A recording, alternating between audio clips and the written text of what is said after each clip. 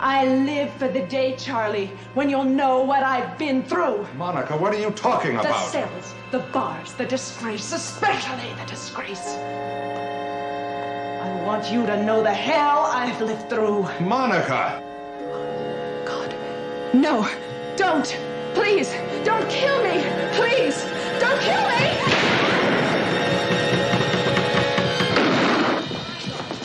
She's dead. Stay out, everybody. Sally, call a doctor. Dr. Thursby. Stay back, please. Stay back. Get me an ambulance. Hurry.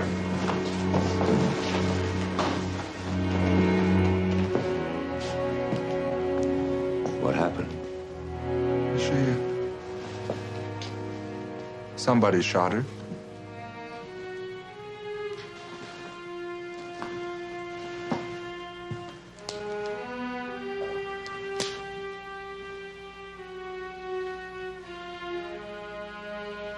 This gun's been fired. One shot. I didn't fire it, Commissioner.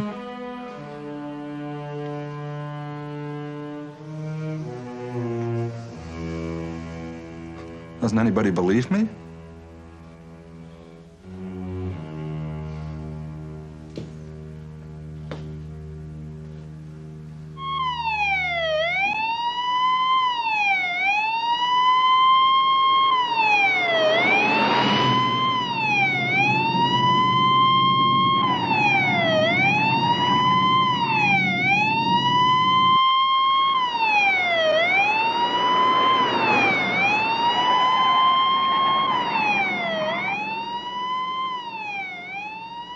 I want that room thoroughly investigated. Policemen on guard around the clock. No one will go in and out of that room unless I know about it. I want the guest list, the name of the caterer, photographer, and florist, and anybody else involved in that reception, no matter how remote.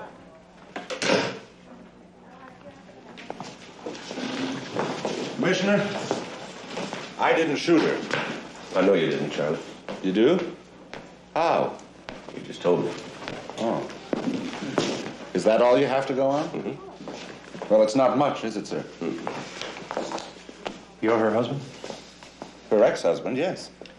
We did everything we could. I'm sorry, Sergeant. You send the necessary papers to my office, Doctor. Sure.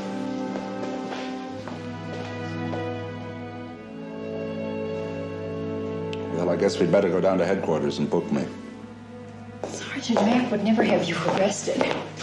Well, I'm afraid he has no choice, Mrs. McMillan. He's right, Sally. I was afraid he was.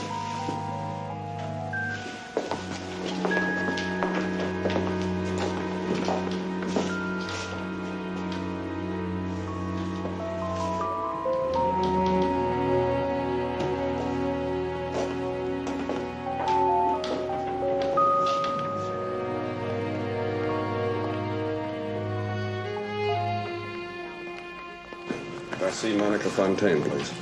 I'm sorry, sir. She died a few minutes ago.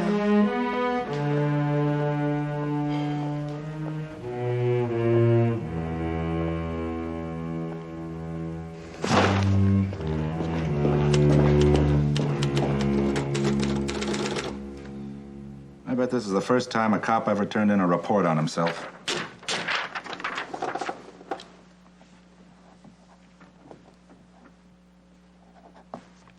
Well, there it is, sir, from start to finish. Sure that's everything?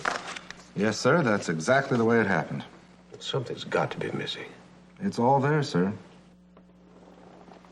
I had invited Monica to La Palette for drinks that evening. You and Mrs. McMillan were going to meet me there.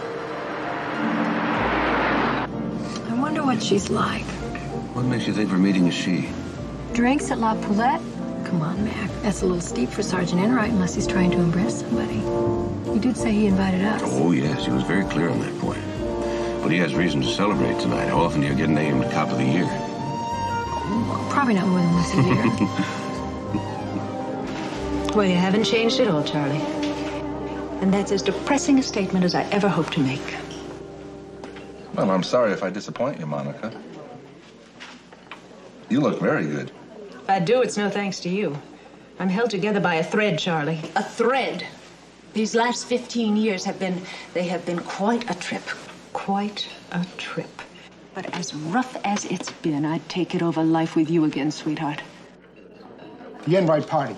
Yes. They are very much here, Commissioner. Thanks, Alonzo. You see, I was right. She is a she. Look at that face. Not one real thought in it. Will you stop grinning at me, Charlie? I'm not grinning, Monica. That's the way my mouth is. I had forgotten how much I always hated it. And every other part of you. Hello, Sergeant. Congratulations. We're so pleased. Nobody deserves an award more than you do. Thank you. Commissioner, Mrs. McMillan, this is Monica Fontaine. Commissioner of Police? Well, what is this, a cop convention? You know I always hated cops, Charlie. I can't imagine why anyone would want to give an award to one.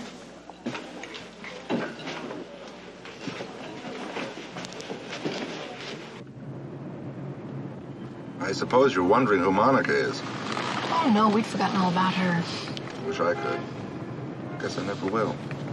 I even kept hoping that she'd come with us to the ceremony tonight. You know, Sergeant, she doesn't seem quite right for you. How did you happen to meet her? She's my wife. Your wife? My ex-wife, yeah. I didn't know you were married, Charlie. Well, I've been divorced a lot longer than I was married. Monica left me 15 years ago. I saw her today again for the first time. You know, it's funny. When she phoned me this morning, I thought it was to congratulate me on my award. But of course, she never even knew about it. She live here? No, Los Angeles. She came up here for the wedding of her niece. Our niece. I'm sorry I had to put you two through all this. Don't apologize, Sergeant. I'm just glad you didn't have to go through it alone. You might not have made it to the ceremony in time. Hey, that's right. The cameras are waiting. Oh, no, I'd forgotten about all those cameras. I'd almost rather face Monica again. You must be a very happy man tonight, Sergeant. Oh, yeah, we're real happy. Oh, well, how about letting us see some of it? Oh, we are. I'm grinning right now, actually. Oh, really? That's my grin. Poor Sergeant Enright. He's still in love with his wife. It's right there on his face, isn't it? Policeman of the Year. I'd say no what makes you say that, but I'm sure you're going to tell me anyway. Well, why else would he want to see her again? Then she had to go and ruin his big moment. She didn't even congratulate him. You know, it's a shame you're so happily married. Gentlemen, You are, aren't you? Mm-hmm. Because you have the makings of a great ex-wife. Well, that's something you'll never know for sure. Good night, everybody. Okay, come on, let's go this way. All right, fellas, come on, let's get a few shots over here. Excuse me, honey, we'll just step right back. Come on, you get over there. All right, get around here. Now, when you shake hands with them, go ahead. Shake hands, the two of you. That's it. All right, fellas, go ahead. I really don't mind working this weekend, sir, if there's something I can do for you. I thought your niece's wedding was tomorrow. Yes, sir, it is. But I only have to put in an appearance. I take it you're not looking forward to the festivities. Well, I was looking forward to it, sir. I'm very fond of my niece. It's just that I'm afraid that a wedding will bring out the worst in Monica. That wasn't the worst we saw last night? Oh, no, sir. Monica was just getting started last night. You see, sir, Monica believes that our marriage is to blame for everything that's gone wrong in her life. She thinks I'm the one that stood in the way of her career. From what I saw last night, I can't imagine anyone standing in her way. Well, I did refuse to move to Hollywood, sir. We were both very young. She thought all you had to do was to move there to become a star. So she went without you. Mm-hmm. But I thought that once she found out what it was like, she'd come right back. But how can she blame you for her failure? You didn't stop her from going, did you? Well, she said that if I had believed in her talent, I would have gone with her. Well, if her own husband didn't believe in her, how could she be expected to convince strangers?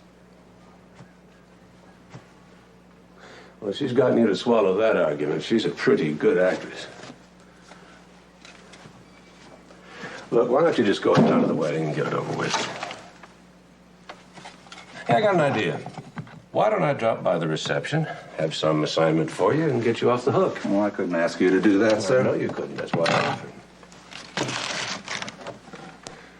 Well, I think we better find the cop of the year. Bigger office.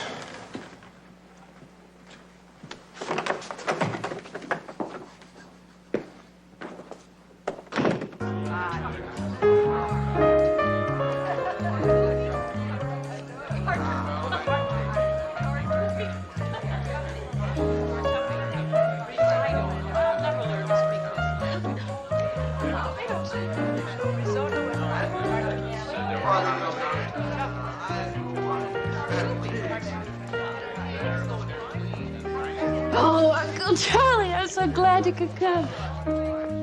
I don't think I really would have felt married if you hadn't been here. Well, you have all it takes to make it legal right here. Oh, and we're so proud of your award. Except in my book, Uncle Charlie, you're cop of the century. Well, I'd like to borrow that book when you finish reading it. We'll see you later. Okay, you look beautiful.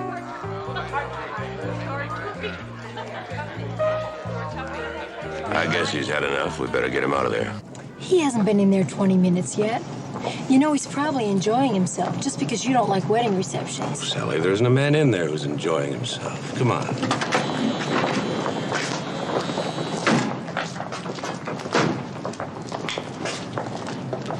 Well, after all these years, there must be Captain Enright or Major or whatever it is they call cops. No, it's just Sergeant, Mr. Fontaine. Just Sergeant.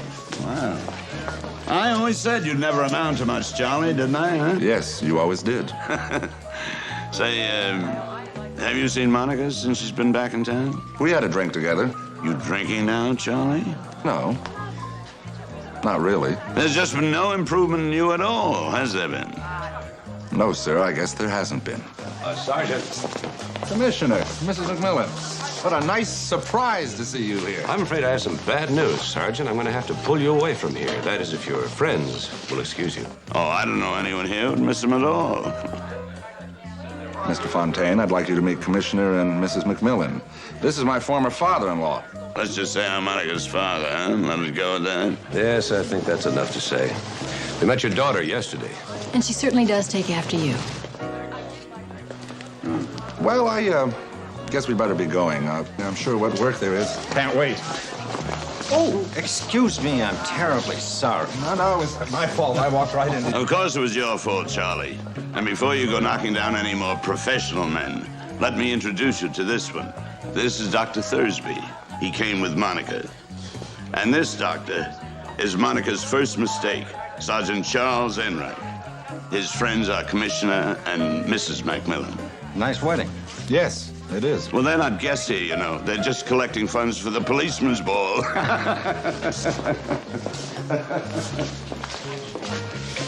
It's nice to meet you, Doctor. Sure is. Oh, look it. What's that? Oh, thank you, Mrs. McMillan. If I walk around with a feather on my lapel, people will think I'm a vet. Well, I know you hate to leave, Sergeant, but we really must go. Leaving so soon, Charlie? Hello, Monica. Yes, we were just going. Oh, you can't go yet. I've been looking for you all over. Let's go someplace we can talk.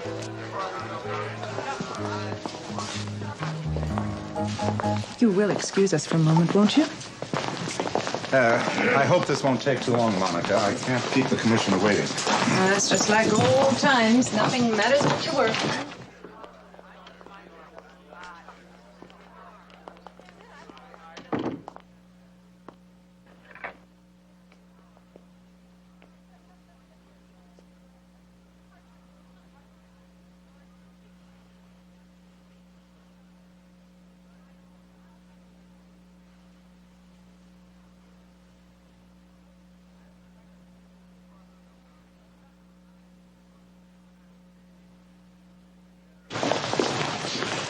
Let's have a drink. Good idea.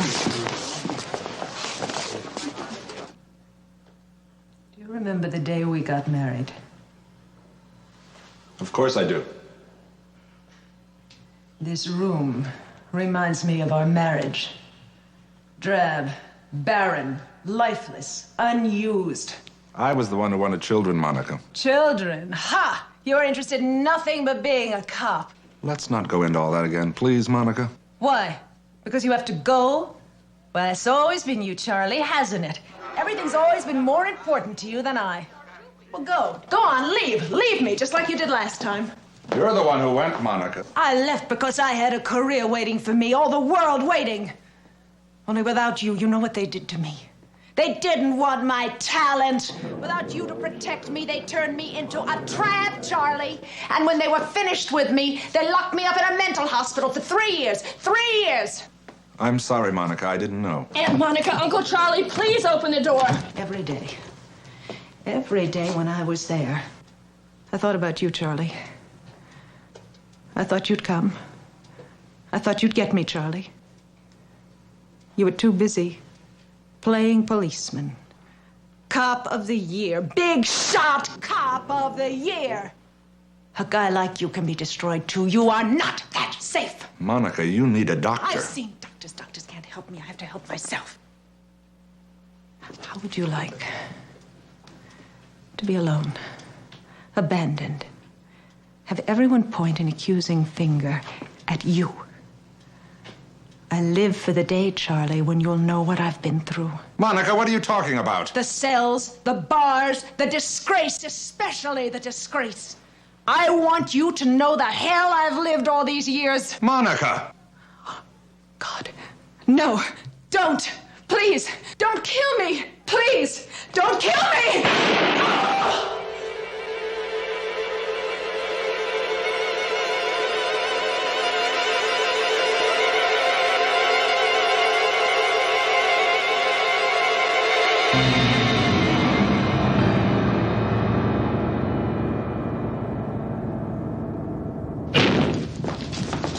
She's dead. Stay on, everybody. Sally, call a doctor.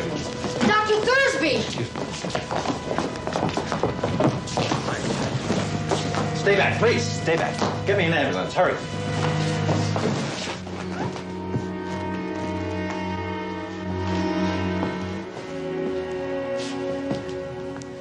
What happened? She... Somebody shot her.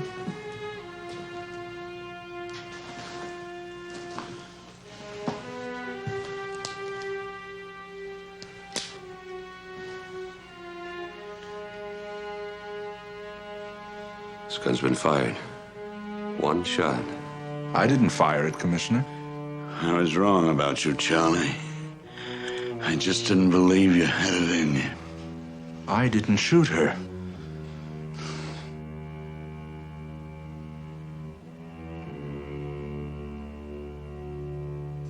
Doesn't anybody believe me?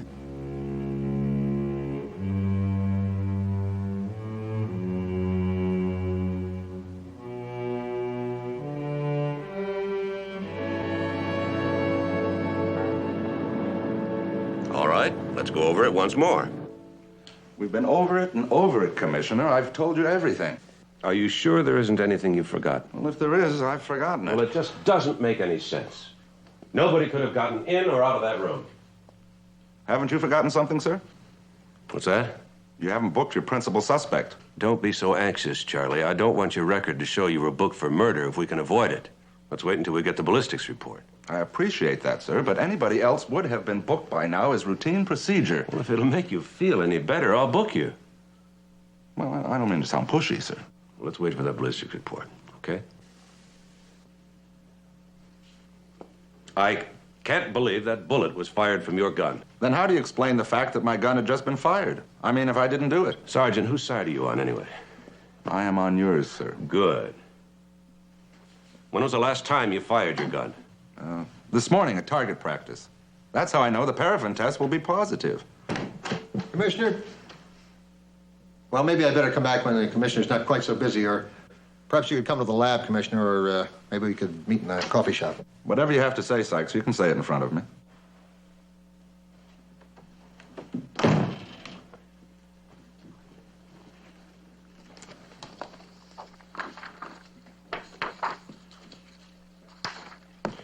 Do you want me to read all that, Sykes, or do you want to tell me? Everything's right there, Commissioner. Every question is answered right there. Come on, say it, Sykes. Just say it.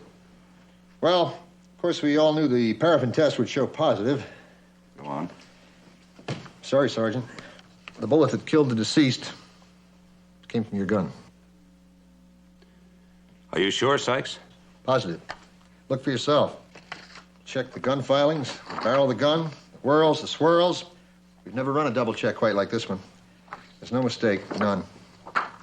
You do a good job, Sykes. Yeah. I'm afraid so, Sergeant. It still doesn't make any sense. Well, you'll just have to book me now, Commissioner.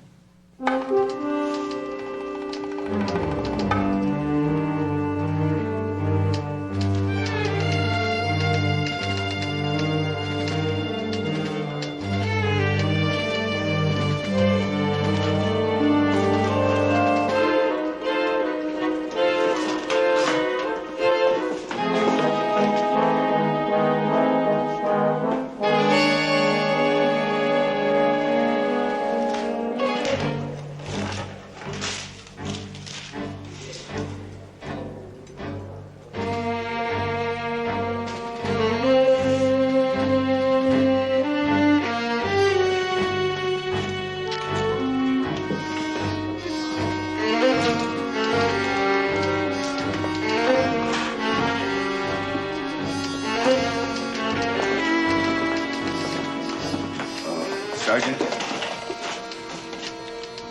I don't have anybody to call.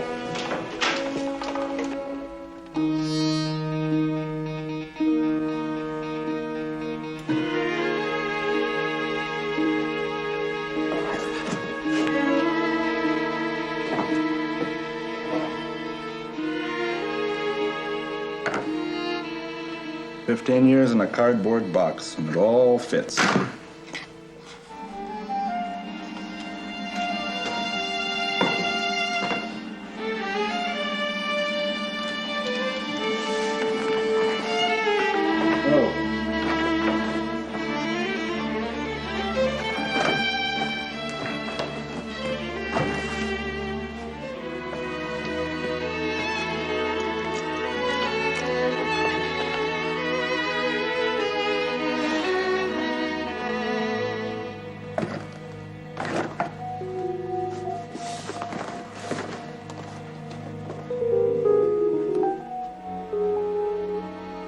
Those pictures aren't mine. They were hanging there when I first came to the office. I never did like them.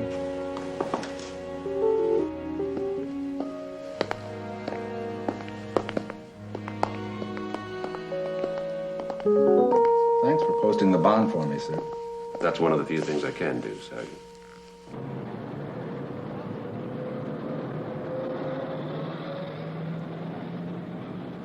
Look who's still waiting. I thought you were going home in a taxi. Do you realize how many men have tried to pick me up while I was waiting? Right in front of the police station. You know what I needed, Sergeant, was a good cop. You mean you've been sitting here all this time? Yes, to give you a personal escort back to our house. I called Mildred. She's got macaroons in the oven. They're your favorite, aren't they, Sergeant? Hey, that's a good idea. You could spend a night in the guest room and then in the morning have one of Mildred's breakfasts. Well, that's very kind of Mildred and of you, but not tonight, thanks. I'll see you at the arraignment in the morning. Good night. Good night, Charlie. Good night, Sergeant.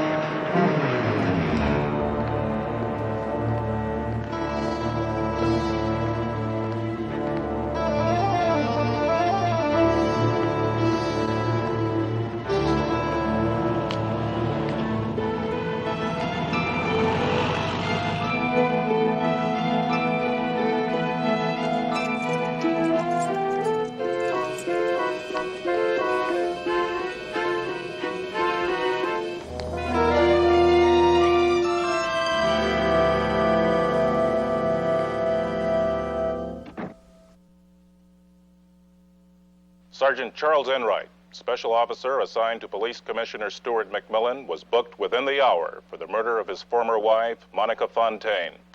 Sergeant Enright was the recipient of the city's top police honor, the Policeman of the Year award, just 2 nights.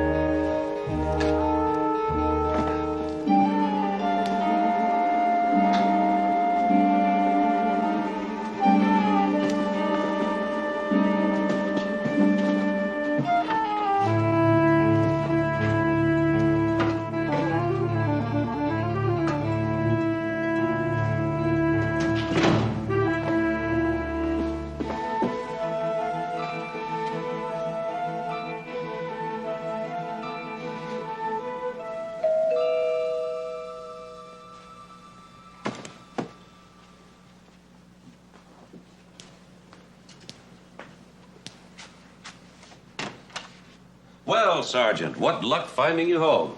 I was afraid I might be stuck in the neighborhood for a couple of hours by myself. Oh? How's that, sir? Well, I decided to try that all-night service station you're always recommending so highly. They're greasing my car. Well, would you like me to give you a ride home? Well, I thought I'd wait here, if you don't mind. No, I don't mind. But I don't think I'm likely to be very good company tonight. Drink up. After a couple of beers, we'll both be better company. Well, sir, if you're going to stay here, why don't you tell that other man to go home? What other man? The one outside, watching me.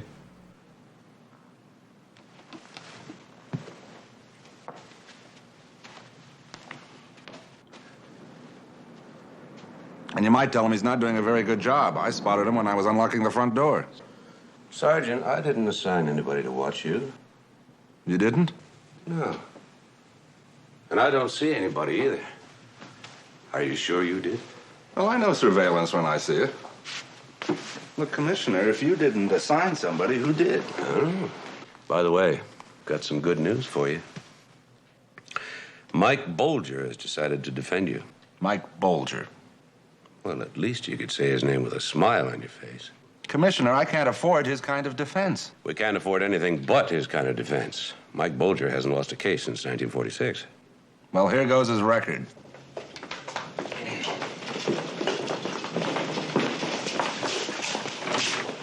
Mac, can I talk to you for a minute? Sure. I've been up with this case all night, and I think the only chance we've got is for him to plead guilty to involuntary manslaughter. That way, we might be able to get him off with 1.5 years. As a matter of fact, with his record, I'm sure of it. You want him to plead guilty? Look, Mac, at my prices, I could stretch this one out so that even I couldn't afford me. Let's get it over with and save everybody. Well, Mike, he's innocent. All right, sounds fine. But remember, if he's pronounced not innocent, he'll get 20 years to life.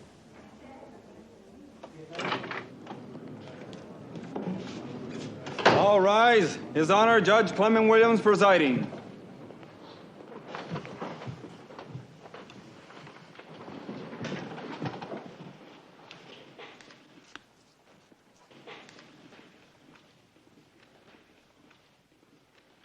I suppose, Sergeant, you are aware of the charges against you? Sergeant Enright is aware of the charges, Your Honor. Very well. And how do you plead, Sergeant?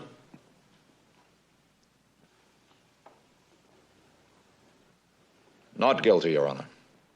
Since we're dealing with a case where a man's reputation is at stake, I'm sure everyone is most anxious for an early preliminary hearing. We'll therefore set that hearing for 1 week from tomorrow, if there are no objections. No objections, Your Honor. Will you set bail at this time, Your Honor? No. The court will wait until after the preliminary hearing before entertaining any decision on bail. May I address the court, Your Honor? State your name and what capacity you wish to address the court. Stuart McMillan, I am here as amicus curiae, Your Honor. And for what purpose, Commissioner?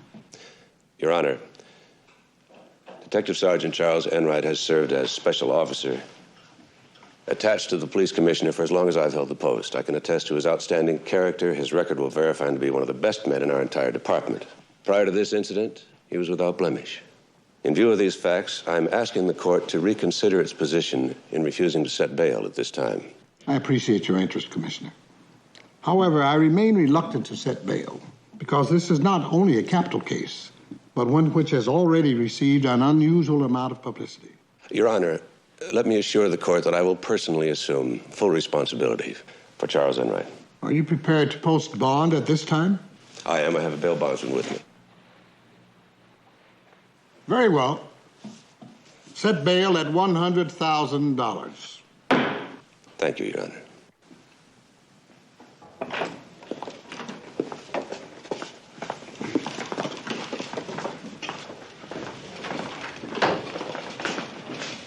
I know what you're doing, Commissioner. You're going after a whitewash, but it's not going to get you anywhere. I know how you cops stick together.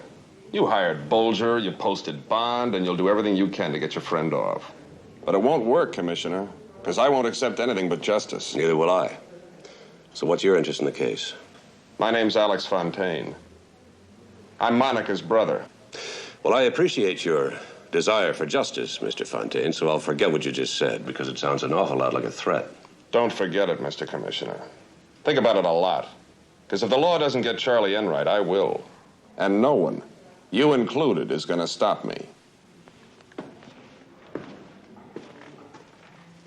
Alex Fontaine is a former Green Beret, skilled marksman, and an expert in karate.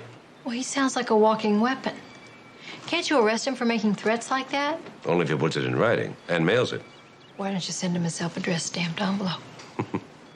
You don't think he'll really try and hurt Sergeant Enright, do you? Well, I'm worried enough to put a tail on him. And Enright. Okay, what's the matter with the food? Nothing. Well, now listen, fasting isn't going to help anybody. Come on, Commissioner. At least enjoy your new terrace. Even though it did cost you more than it's worth. What's money, right? Mildred, we were talking about Sergeant Enright. Oh, yeah. Well, we all love him. But let's face it, he's done for. Mildred! Well, facts are facts. Who else killed her? I love him, and I'll miss him. Mildred, he had no reason to kill her. He had no motive. Oh, come on, Mrs. McMillan. There was motive all over that room. 15 years of bad marriage. That's exactly my point, Mildred. Nobody kills his ex-wife after 15 years. Look, don't waste time convincing me. Concentrate on the jury. Me? I love the guy. She's just like a jury, isn't she? That's the way they're gonna be. I'm afraid so. If it just wasn't so airtight, there's got to be a flaw somewhere. My father said there are no perfect crimes. Yeah, just unsolved ones.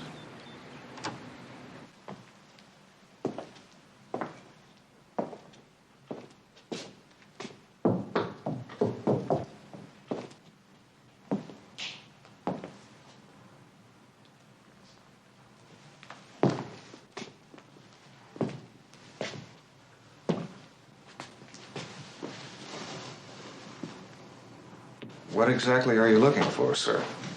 Anything unusual, Jensen. Anything unusual.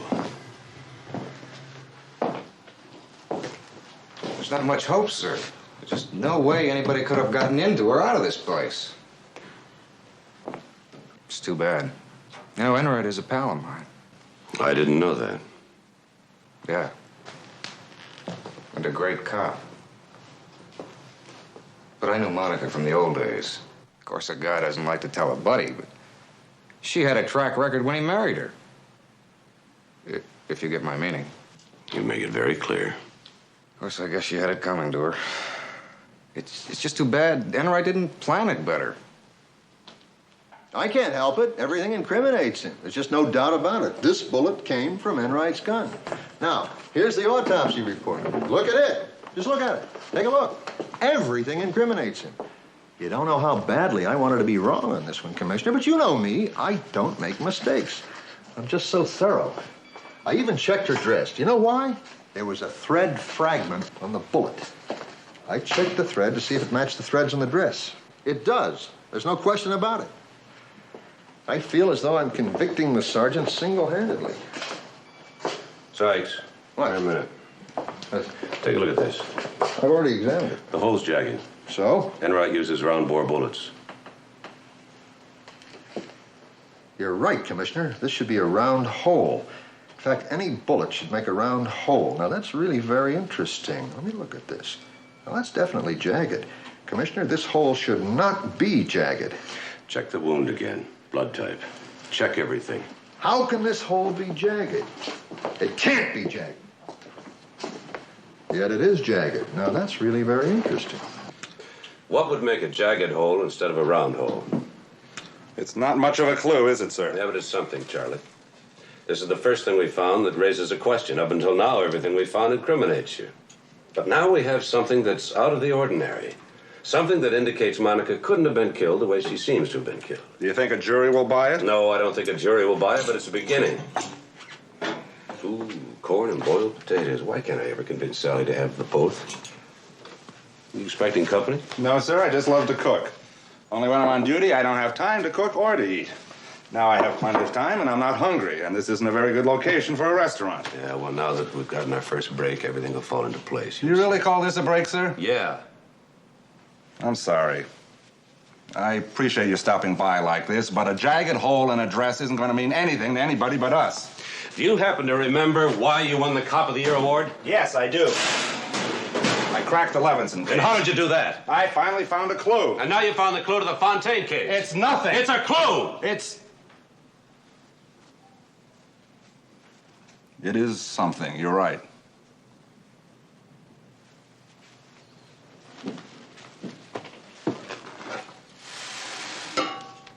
First clue on the Levinson case wasn't much bigger. You care to join me, Commissioner?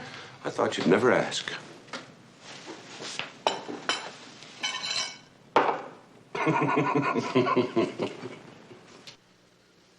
.3:30, reception begins. 4:03, Enright arrives. 4:06, Enright greeted by Vicky and Ted. 4:12, Fontaine talks to Enright. 4:20, McMillans arrive. 4:23, Dr. Thursby introduced. 4:26, Monica asks Enright to enter locked room. 4:28, Monica and Enright enter room. 4:36, shot is heard. 4:37, McMillan enters room. Monica shot. Enright, gun in hand. 4:38, Dr. Thursby examines Monica, calls for ambulance. 4:57, Monica, Dr. Thursby enter ambulance. 5:26, Monica operated on, pronounced dead at hospital by Dr. Wilson. And it just doesn't get us anywhere. Well, we'll just have to keep going over it and over it and over it. We've been going over and over and over it, and no matter where we start, it always ends up the same. I'm the only person who could have killed her. I'm having a hard time convincing myself that I didn't. You know, Sergeant, what we haven't done is give enough thought to the other witnesses. What other witnesses? Monica and I were alone. Yeah, you were alone. She was shot, yes, but not afterwards. I don't see what you're getting at, sir. Neither do I. Except look at Dr. Thursby. He enters our sequence of events here, and you bumped into him as you were leaving. Continues on through the sequence, only until here at the hospital. How does that help us? It's our second inconsistency. Thursby's a doctor, right? He examined Monica at the scene of the shooting, was with her in the ambulance, but not in the hospital. Now, it's standard procedure that a doctor who assumes a patient in stress never leaves the patient. He never even waited until she was operated on. He just disappeared. That's right, sir. What do you know about him? I met him at the reception. That's it. Then I think we should find somebody who knows this Dr. Thursby.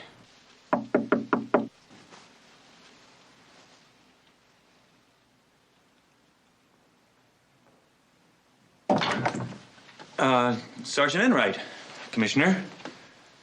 Oh, come on in. We're sorry to disturb you on your honeymoon. Oh, that's all right. You're not disturbing us. Of course not. Hello, Uncle Charlie. Commissioner, can we get you some coffee? Here, let me pour you some. No, thank you. Your breakfast just arrived, so go ahead and enjoy it. Oh, dear, I'm afraid the coffee's cold. Ted, will you order some? No, thanks. We just had a big lunch. Oh. Well, we're just about to order lunch ourselves. Somehow we never got around to breakfast. Well, you know how slow room service is. You're hungry when you order it, but by the time it gets here, you're on to something else. We'd like to ask you a couple of questions about Dr. Thursby. Dr. Thursby? Monica's friend. We hadn't met him ourselves until the reception. Do you know if he was the only doctor at the wedding? Yes, he was. That's funny. Monica asked the same question. I want an APB on Dr. Felix Thursby, probably of Los Angeles. You know, sir, for the first time, I think we're on to something. Good. But what?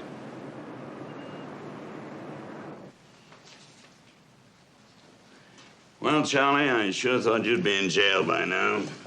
I'm out on bail, Mr. Fontaine. And I didn't kill her. Oh, sure you didn't. Oh, say, would you get me that magazine with the pretty blonde on the cover? I'm glad to see you're taking your daughter's death so well, Mr. Fontaine. Oh? Well, my daughter died the day she married your friend here. Thank you. What do you know about the man she was with at the reception, this Dr. Thursby? Well, I know he's not a cop, and that's enough for me. Are you sure he's a doctor? He left her at the hospital, never even bothered to check on her again. Did he really? Well, that doesn't surprise me. Poor Monica. She never has had much luck with the men in her life. As for his being a doctor, I was talking with him at the reception about my son's radius. Alex broke his radius skiing, and it never healed right.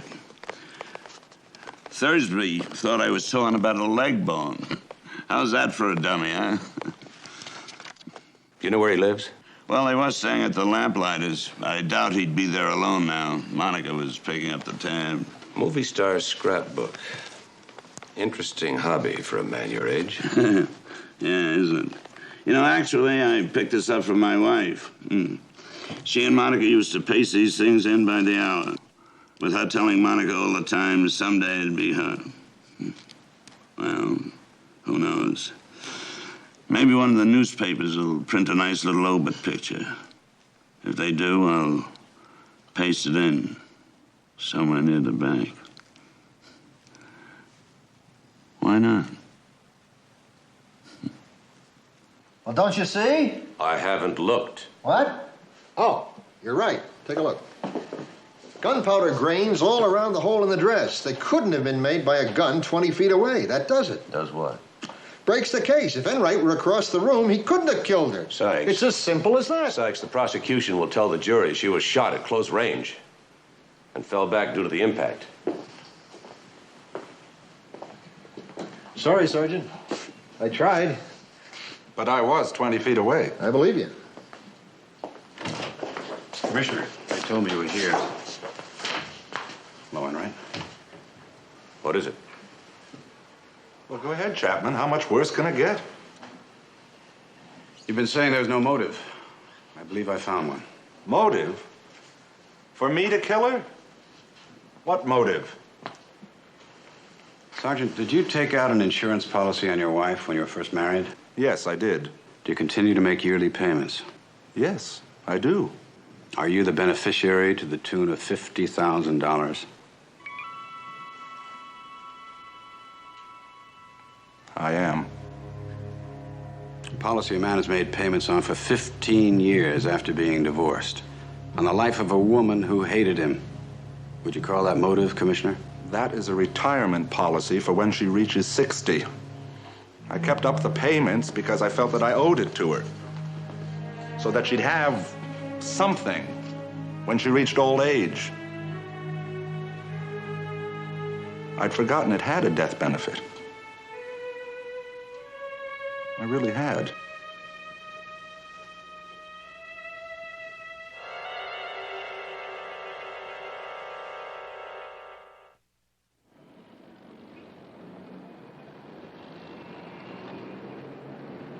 You were the surgical nurse during the operation when Miss Fontaine died. Yes.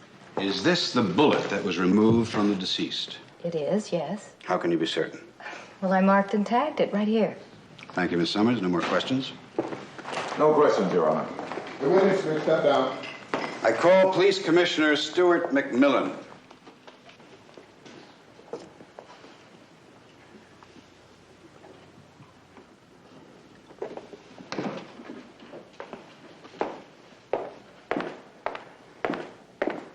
Raise your right hand. State your name, please. Stuart McMillan. Do you swear to tell the truth, the whole truth, and nothing but the I do. truth, so help you God? As you're aware, Commissioner, we have substantiated that the deceased was killed by this bullet. The attending doctor verified this was the bullet removed from the deceased's body. The attending surgical nurse just corroborated that testimony. Would you please tell us if you recognize this gun? I can. Whose is it? Sergeant Charles Enright's. And where were you at the time of the shooting? In the next room. What did you hear from the murder room? Would you please tell us that? The shot. No. Before the shot. Isn't it true that you heard Sergeant Enright and the deceased arguing? Objection. The district attorney is leading the witness. Your Honor, I withdraw the question. I certainly wouldn't want to lead the commissioner into anything. Commissioner, would you please tell us in your own words what you heard before the shot? A voice. Coming from the murder room? Yes. Whose voice? The deceased. How would you describe that voice? Happy, angry, frightened? He's asking for conclusion, Your Honor. Sustained. Your Honor, I can substantiate any conclusion the commissioner might have with a dozen other witnesses. I'll move on to the next question. Would you tell us what did you hear coming from the room before the shot?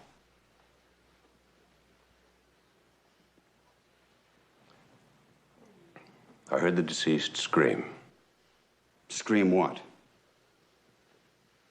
Were there words? Yes. Would you please repeat them to the court?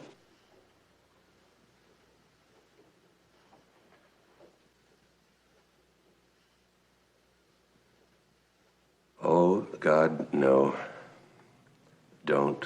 Please don't kill me. Would you please repeat them again a little louder? Oh, God, no. Please don't. Don't kill me. She screamed them. Yes. Pleading for her life. Objection. Sustained. Now, Commissioner, would you tell us what you saw and what you did after the shot?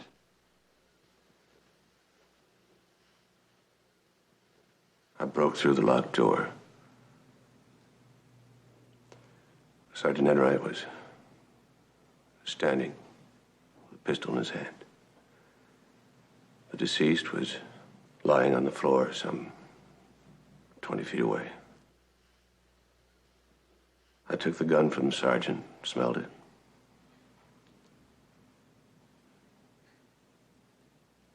It had recently been fired.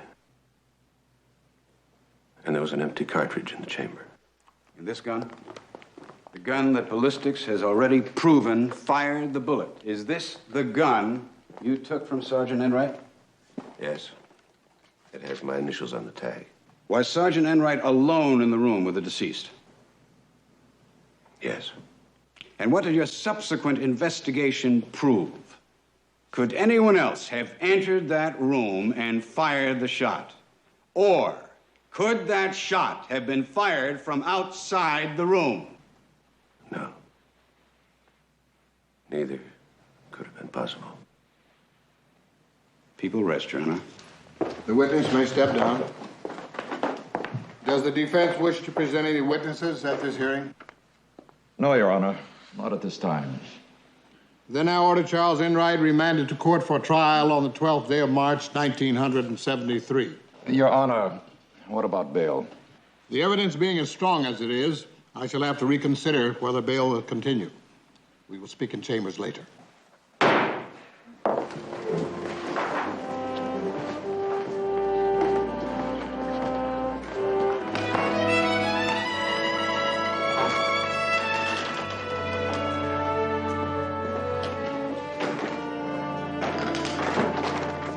It's not fair. It's just not fair that Sergeant Enright should be in jail. What did the judge think? That he was going to run away? Well, you can't say the good sergeant didn't know what the consequences would be when he shot her. Oh, I'm not condemning him. She probably had it coming.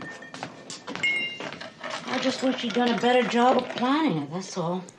Don't stand on ceremony, Mildred. Pour yourself a drink. Well, maybe just a quick one. Take my mind off the spinach souffle. I always get so nervous waiting for it to rise. Maybe I should go out and watch it. At least it would take my mind off of Sergeant Enright. Well, at least with the souffle, there's some suspense involved. I mean, we all know Sergeant Enright did it, poor man. Mildred, how can you say a thing like that? Well, you caught him red-handed at it, didn't you? When Inspector Gerard had to investigate a locked room murder, there was nobody in the room, just the body. I mean, Sergeant Enright let you catch him at it. Who's Inspector Gerard? Oh, you know those ghastly murder mysteries that Mildred's always reading. There is nothing ghastly about Inspector Gerard. Surely I've mentioned him to you, Commissioner. Lives alone with his faithful housekeeper. And, maybe there's something going on between the two of them, but we're never quite sure.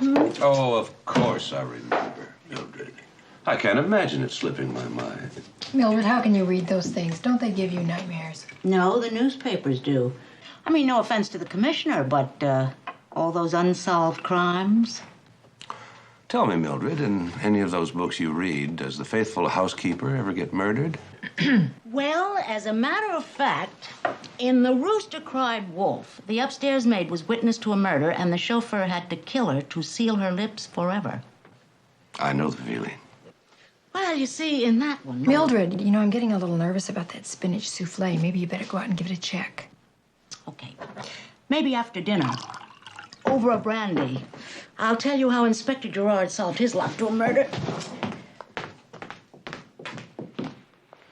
I wonder if the good inspector ever resorts to locking his faithful housekeeper in the basement.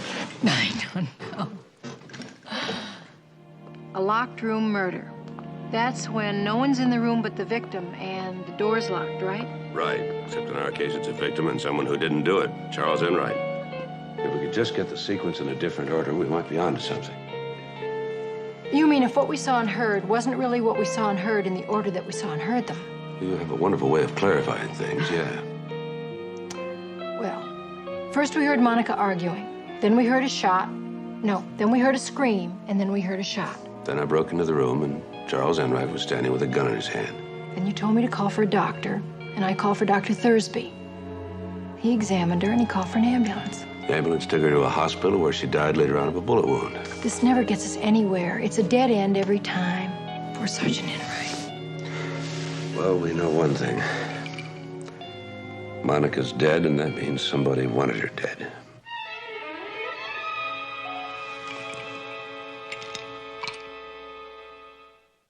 Commissioner, I'm convinced that the hole in this dress was not made by a bullet, but by something that left gunpowder grains like a bullet.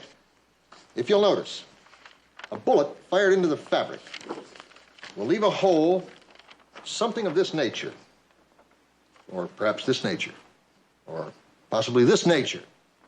I fired bullets from 12 different guns into the fabric, and not one bullet has left a hole that was jagged. Very good. What do you think did make the hole? Not a bullet. What? Well, whatever is not a bullet. Well, what? Hello, Mac. Chapman. Hi, Sykes. Chapman.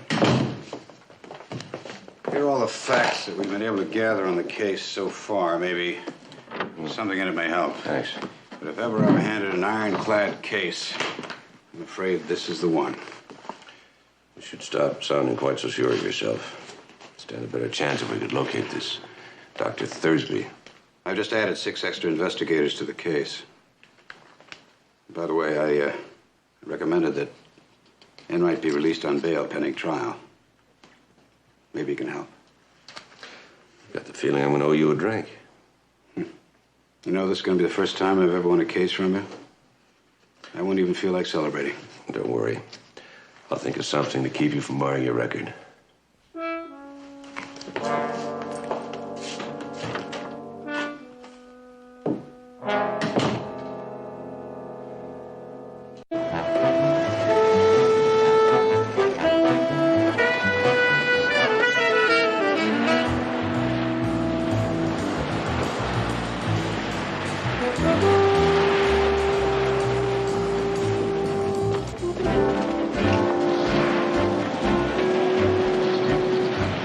Nothing from the florist, the photographer, and the caterer. What do you hope to find here? Anything.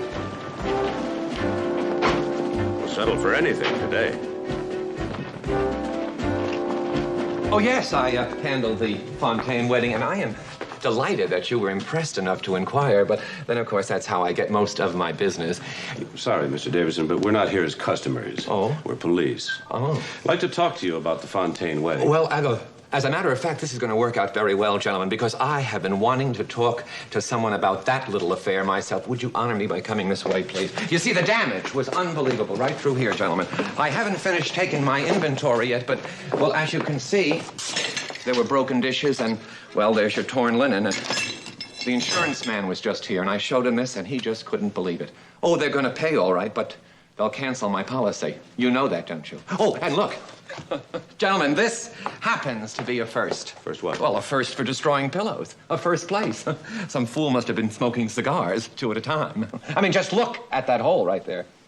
It's on both sides. Oh, sure. It's burned all the way through. And this is a feather pillow, the very best of down. What's the damage? Oh, on the Fontaine wedding, I'd say about several $100s. In fact, it's the last time I'm going to cater to the Irish. You're not Irish, are you? I'm talking about the pillow. Oh, the pillow is irreparable. I mean, it's a total loss. I said how much? How much? You want to buy it?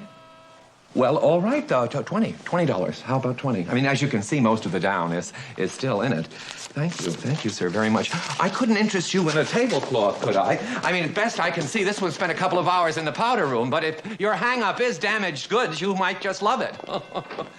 Oh, they're very strange people. gunpowder burns. Let's hope so, or I'm out $20 for a $2 pillow. You know, Sergeant, I've got one of those very funny feelings. Well, why don't you go your way? I'll go mine.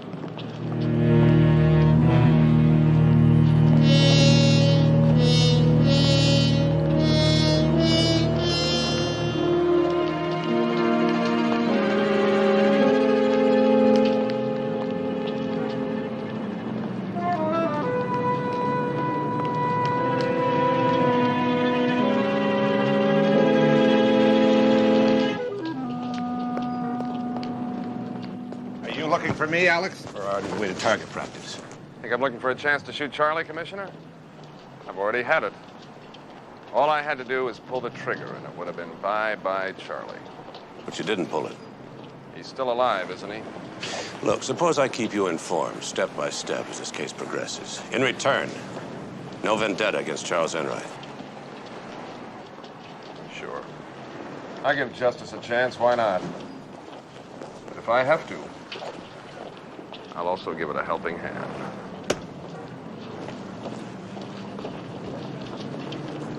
You were absolutely correct, sir. A bullet was fired into this pillow.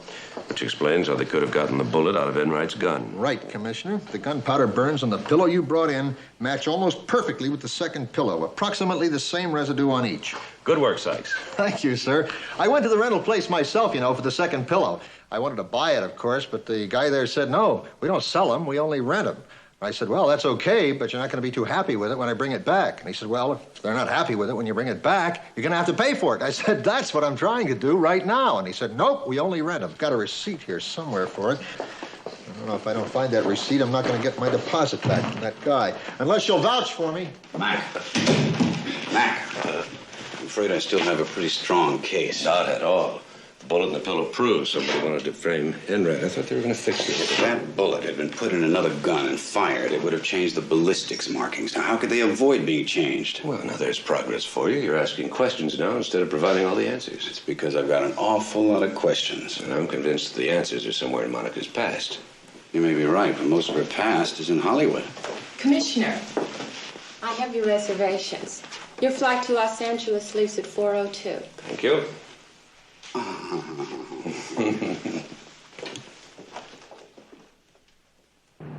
Do you know what just finally dawned on me? If somebody wanted to kill Monica, then why did they wait until she was in a room with Sergeant Enright, a police officer? You mean someone wanted to implicate him? Well, that would mean that the motive wasn't just to kill Monica, but to try and destroy Sergeant Enright. I got a puzzle for you. Suppose someone got a bullet out of Enright's gun and killed Monica with it. How could they do that without changing the ballistic markings? You sound like Chapman. Now, there are many ways it could be done, but what I don't understand is how it could be done in front of a smart, professional officer like Sergeant Enright and with no one else in the room. See if you can figure that out while I'm away, okay? Okay. If I get it, I'll call you collect. You know, I'm gonna miss you.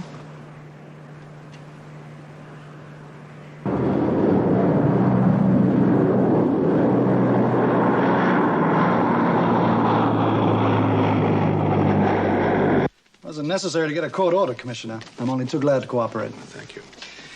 Monica Fontaine's hatred of her husband was extreme and unreasonable. She blamed him for everything. Her failure as an actress, her breakdown, even her unsuccessful love affairs. Scotch, Commissioner? Well, thank you. Over the last couple of years, her hatred of him became an obsession. Were you able to help her any? Not really, because she didn't really want help. She came to me to avoid being locked up in a mental institution again. She feared that more than anything. She blamed it on her husband. Her fantasy was that someday he'd be punished as much as she felt she had been. Sorry, there's no eyes. Well, that's all right. Was he the only one she wanted to see punished, or were there others? Oh, yes. She wanted to hurt in some way any man she'd ever been in contact with. She'd been a patient with me for about 3 years. She blackmailed a producer into paying for the sessions. Seemed to enjoy having blackmailed him. Gave her a feeling of power. Then there might well be someone in this file who wanted her dead. Possibly. But why go to the trouble of killing her? She had less than 6 months to live anyway. Cancer. I see you didn't know that. No. Doctor, if she were dying, would it be possible for her to plan her own death and also use it to destroy your ex-husband? Yes, she was capable of that. In fact, it would fit into her neurotic pattern rather well.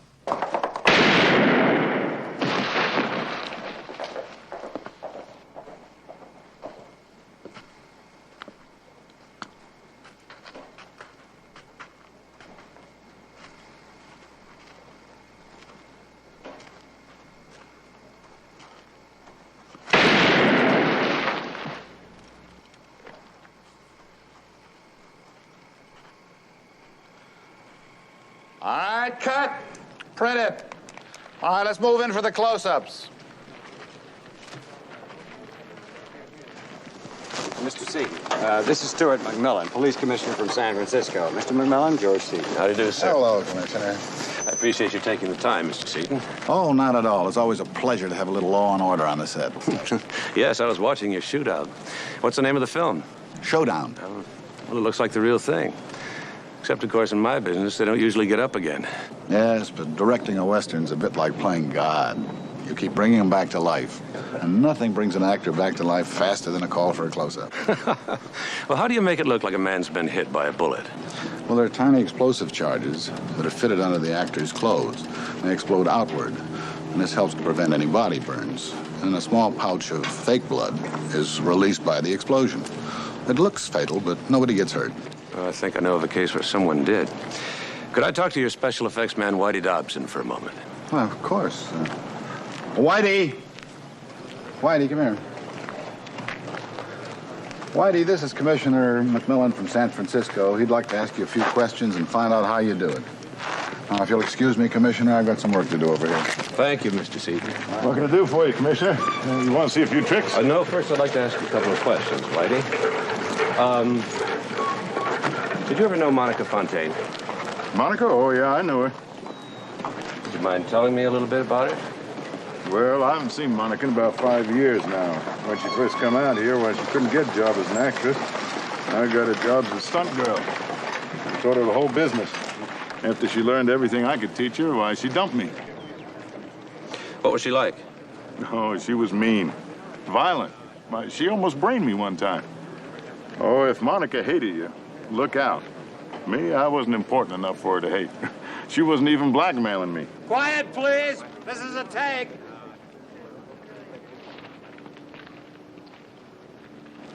Excuse me, I have to shoot a man. Roll 'em. All ready? Action!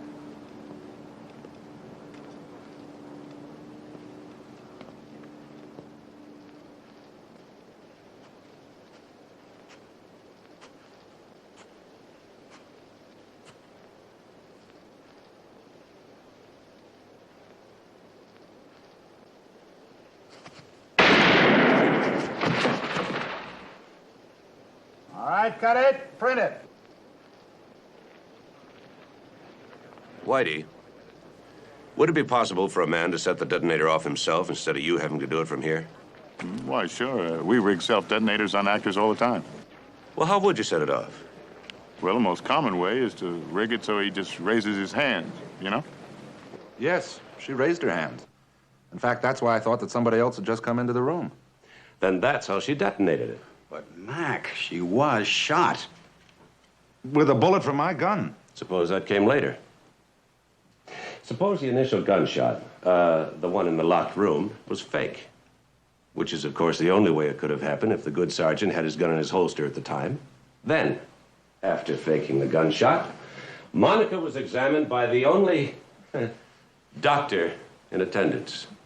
A doctor she brought with her for that very purpose. But what about the wiring she would have had to wear to fake a gunshot? Nothing was found at the hospital. Because nothing was on her by the time she got to the hospital. Dr. Thursby removed all the wiring in the ambulance and stashed it in his medical bag. Then she had to be killed in the ambulance. And there goes your theory, Mac. Poof. Because if we follow your theory to its logical conclusion, the only place that bullet could have been introduced was in the ambulance, right? Right.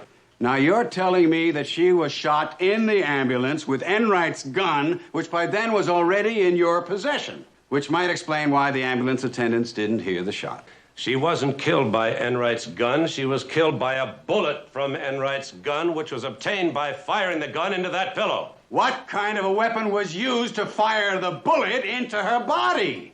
The grooves on the bullet indicate beyond a doubt that they were fired only from Enright's gun. I don't know how it was done yet, but I'm convinced the bullet from Enright's gun was fired in that ambulance. All right. Even if I go along with that, which I don't, you still haven't explained how they got the gun. The sergeant himself says it was never out of his possession. I'll prove it was out of his possession once we find Thursby. We've looked everywhere. There just isn't any Dr. Thursby. Right.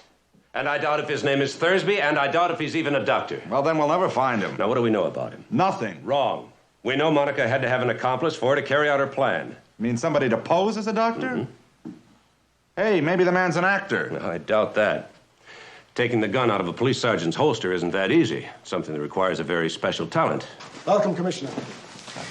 You can have your choice of tables at this hour. I'm not here to eat, Alonzo.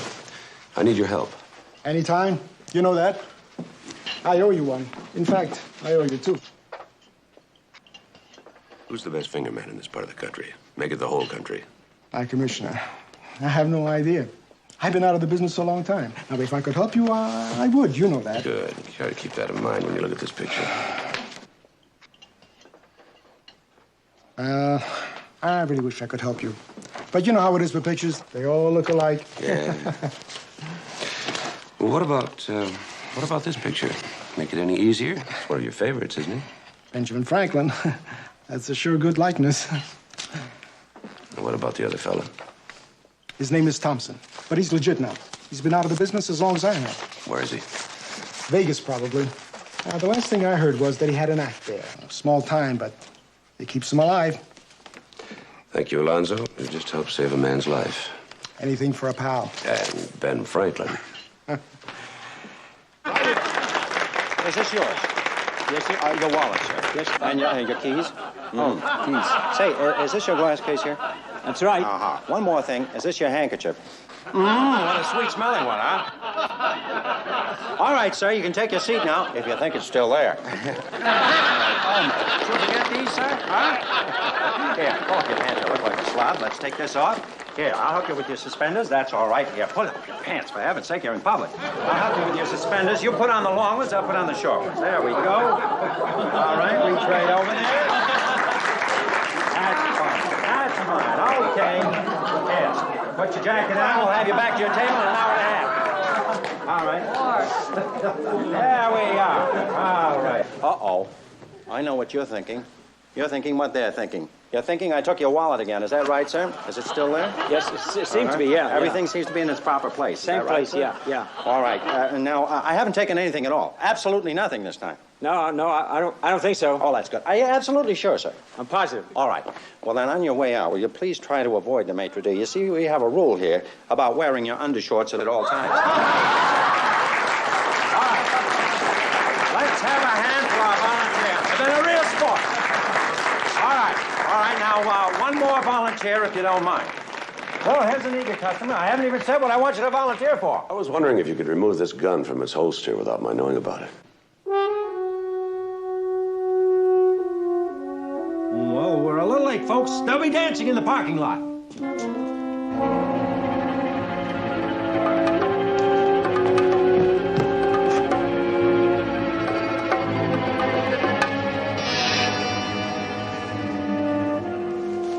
I knew you'd figure it out. I told her we'd never get away with it. But she threatened to expose me. That's why I did it. Monica knew all about my past.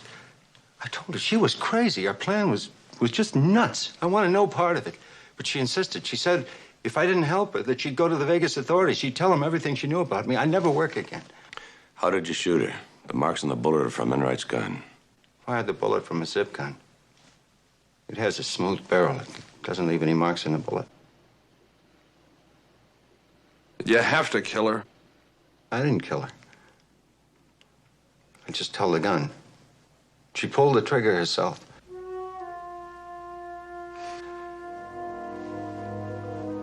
That's how much she hated you.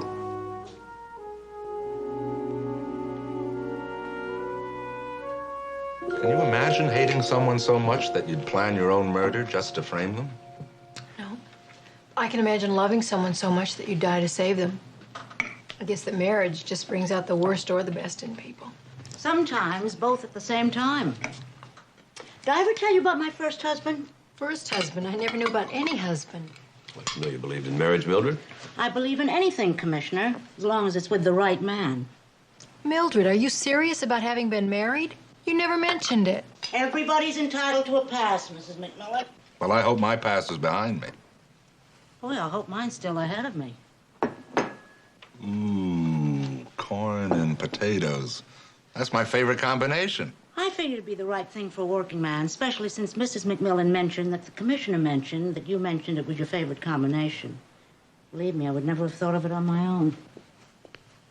Well, I haven't had a banquet like this since, since... Since the last time. Yeah. And speaking of corn, I'd just like to say... Well, I'd like to say that friends who'd stick with a man through all of this... Well, Sergeant, why wouldn't we? Well, it never entered our minds that you were guilty. Well, I just can't help thinking of where I'd be right now without you, and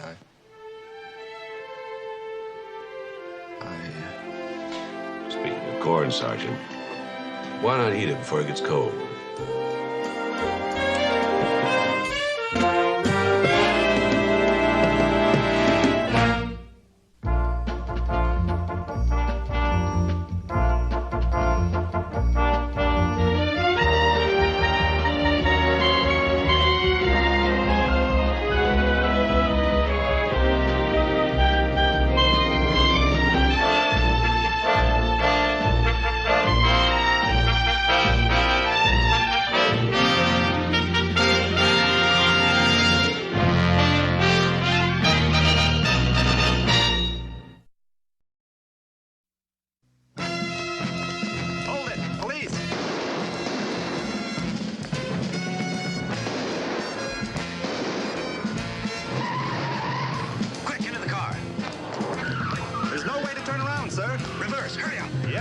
Use my gun, sir. 904, code 2, Marina Drive.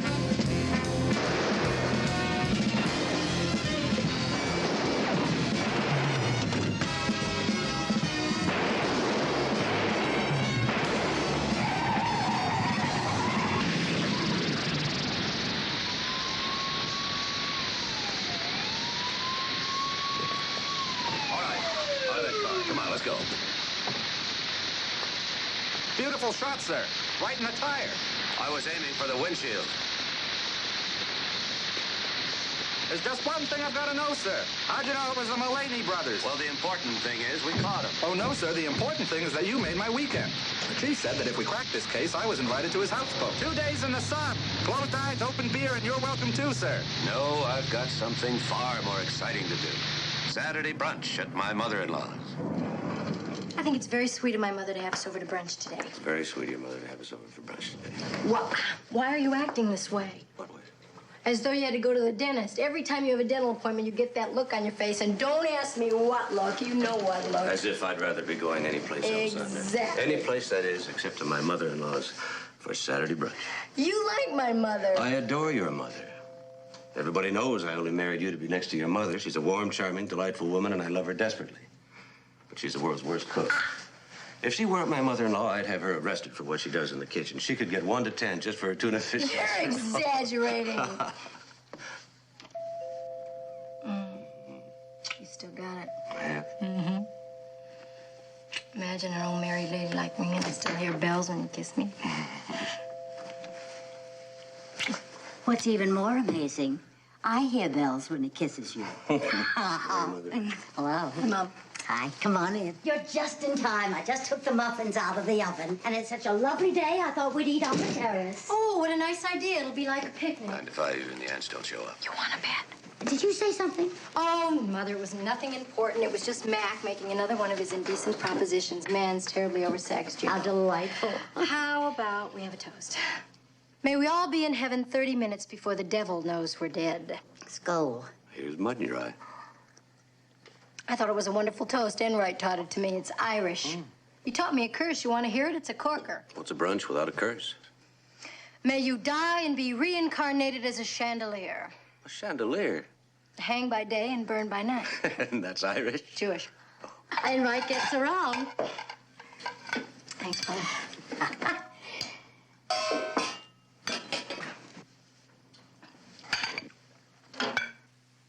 Now I know you level that curse at. I heard that, Mac. You haven't even given my eggs a chance. That makes both of us. You like them. I put in something new. The shells. Doesn't everyone? Ah, my favorite. Shoelaces and eggs. Half right. Try again. Okay, shoelaces and I give up. Shall we? Must we?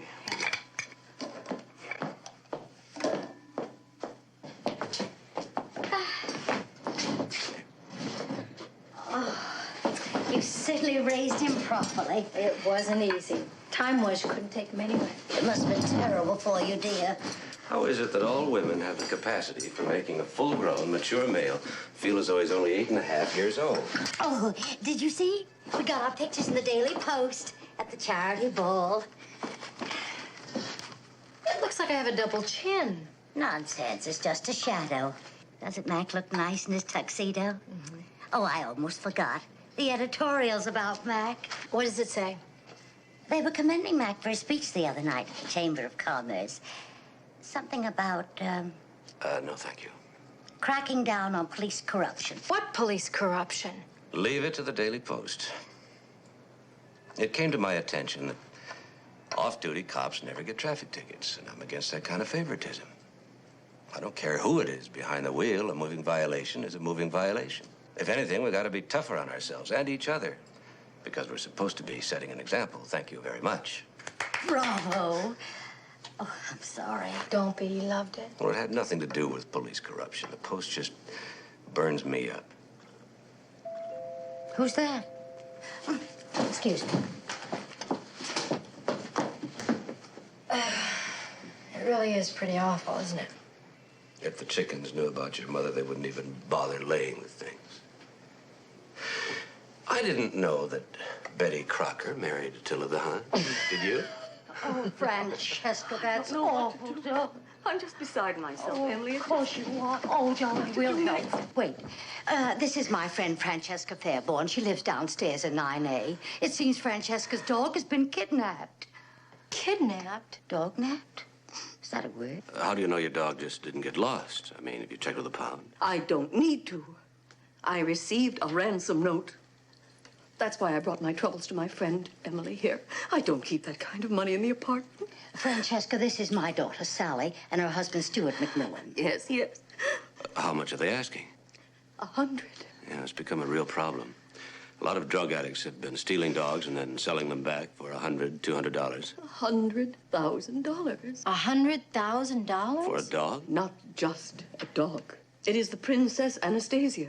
But even the Queen of England doesn't have a lineage like hers. $100,000. Can you describe her? Oh, her breed is Pekingese. Her coat is cinnamon with just a touch of fawn. You mean brown? It has the luster of silk. Oh, and the way she walked. So dainty. So a true princess. Well, from your description, Mrs. Fairborn, I'm sorry, but all I seem to be able to understand is unless you really knew your dog, why, it would look pretty much like your everyday cinnamon Pekingese. Perhaps it would help if I described my husband, George. He is 6 feet tall. He has curly hair and blue eyes. Well, you lost me. I mean, why would it help us find your dog if we knew what your husband looked like? Oh, they took him, too.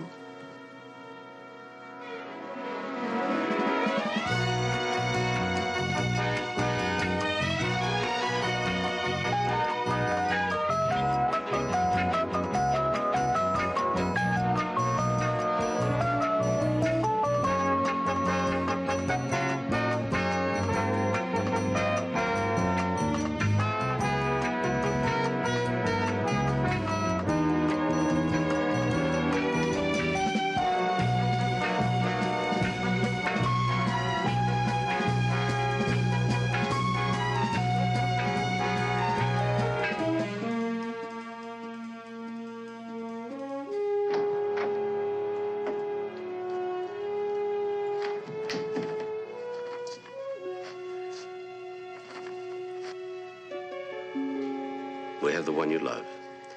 Get $100,000. Don't call the police. You'll hear from us soon. When did you receive it? I found it in my mailbox shortly before I went up to Emily's. How long has Mr. Fairborn been missing? Well, George was taking Anastasia to see Dr. Carmichael for a checkup this morning. But actually, the last time I saw either of them was about 8 o'clock last night. Well, I wasn't feeling well, and I took a sleeping powder. Anastasia. Mrs. Fairborn, about your husband. Come.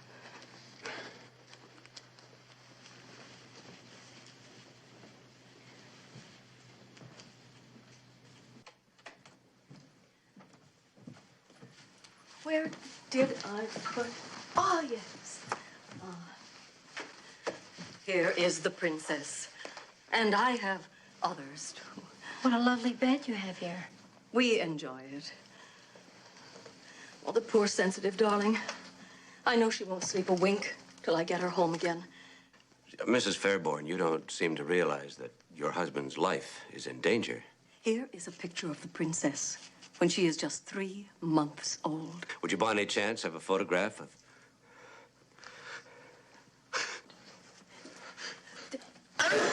Is it? Lying around?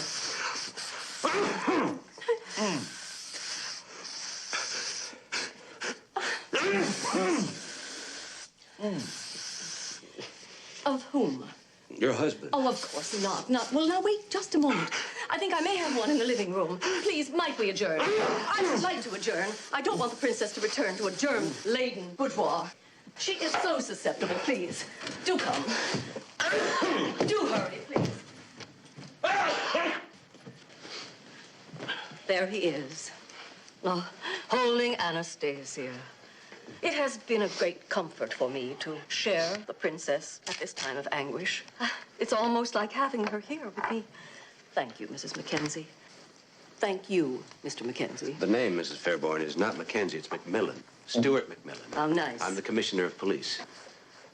Police? Ah, well, I assume you will treat this matter with confidence. Well, it is a police matter, you understand. You are in my home because you are Emily's son-in-law. You are privy to certain confidences because of that relationship, not because you are police commissar. Commissioner. Whatever. Not being a member of the criminal element, it is of no interest to me who is on the police force. Good day. A kidnapping, Mrs. Fairborn, is police business. Now, if you don't mind, I would like to take this ransom note down to police headquarters for laboratory analysis. I most certainly do mind. I can assure you that the police will do nothing to interfere with... The police are already interfering. Now, if you will excuse me.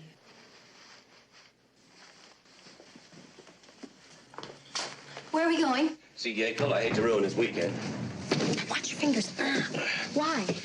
This isn't my day. Why? Why isn't it my day, or why do I hate to ruin his weekend? The latter. Why are we dashing off to see him? Well, granted, he's not much to look at, but he is my chief of police. Yes, but why are we going to see him now? Because it's Saturday and it's a perfect time to discuss a kidnapping. Mrs. Fairborn doesn't want the police involved. I heard her, Sally. With these ears of mine, I heard her. Just so happens that these ears are attached to the commissioner of police. I know, darling. Very nicely, too. But they also belong to Emily's son-in-law, and that's who Mrs. Fairborn was confiding in. It's the kidnappers who don't want the police involved. Bank robbers and murderers feel exactly the same way. They think we're a real nuisance, too.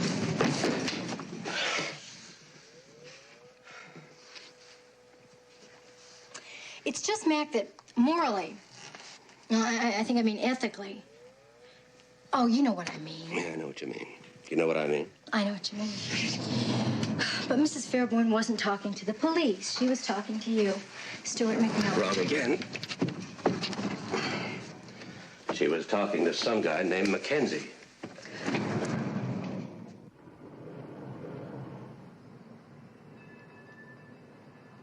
You have a very unfair way of winning an argument. Thank you. Mac, you said it yourself. She was talking to a man named Mackenzie, so in a sense, you were wiretapping, only without the wires. We'll argue the ethics of plain old wiretapping later. That is, you and Mr. Mackenzie can argue about it. And the commissar will be busy trying to earn his salary. No, I don't want to discuss it anymore. That's because you know I'm right. Sally. I should worry. I have a clear conscience. I can sleep at night. Wait here.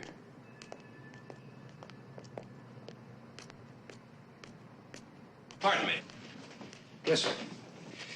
Did you happen to see Mr. Fairborn this morning? Yes, I believe it was around 9 or 9:30. And did he have his dog with him? Let's see, he checked his mailbox, then he went down to the garage to get his Jaguar, and as I remember, yes, he did have that thing with him. What thing? The dog, if you can call that thing a dog. Me, I got a German Shepherd home that eats more than that for breakfast. You can't call that scroungy thing a dog. It's more like a pet rat, if you know what I mean. Now you take my German Shepherd. There's a dog that a man doesn't mind being seen in public with, if you get what I mean. I believe I do. And his name is Duke. That's a very nice name. That's what all his friends call John Wayne, you know, Duke. I've heard that. What time is the mail delivered? About 9 or 10. But Duke, that's a name that a man isn't ashamed of acknowledging. Hey, Duke! Roll over Duke! Move Duke! Kill Duke! If you get my drift. It would be well nigh impossible not to see what you mean or to get your drift, if you see what I mean. Thank you. Nice fella. I think he gets what I mean. You're not healing. Oh, very funny.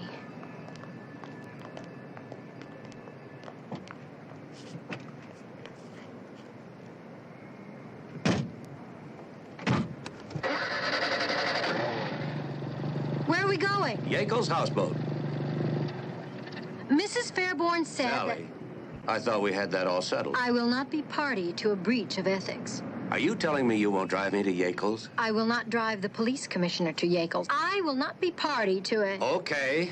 Saint Sally of Assisi. I'll drive. Huh.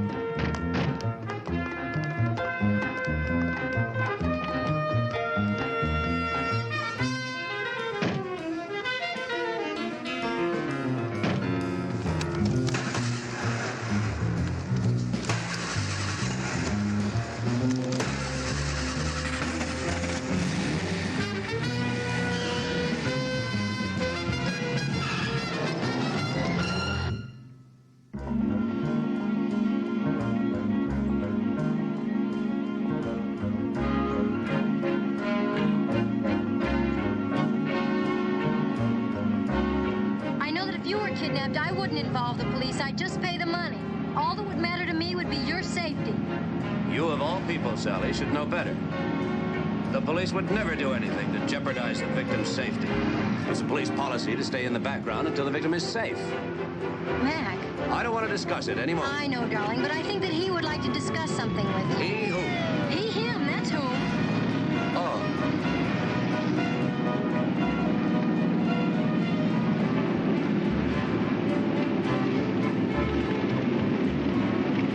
To go there, Mac. Did you bring your license? Yes, I have my license.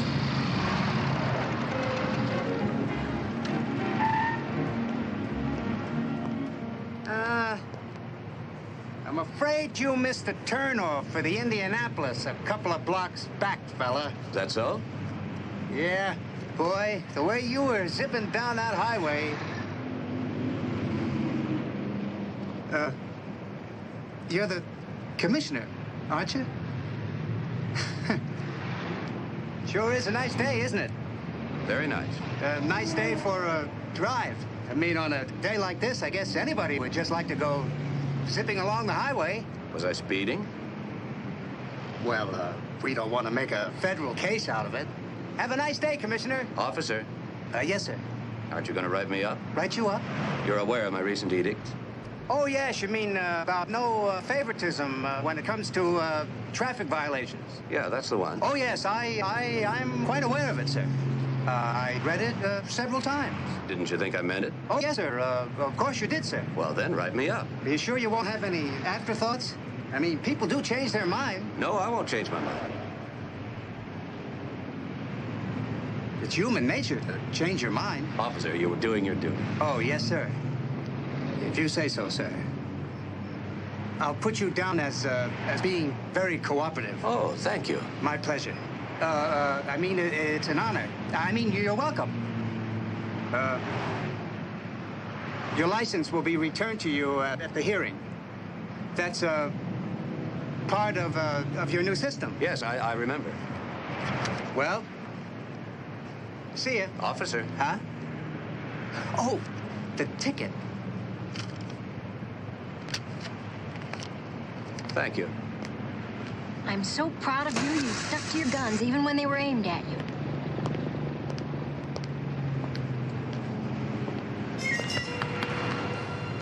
Without a license, you're not allowed to drive. And if you recall, I got your license. I'll drive, officer. You got a license, ma'am? Yes, officer. Fine. Well, I'll see you.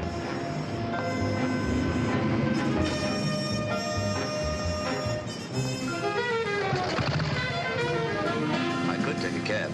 I'd rather you paid me than some strange cab driver.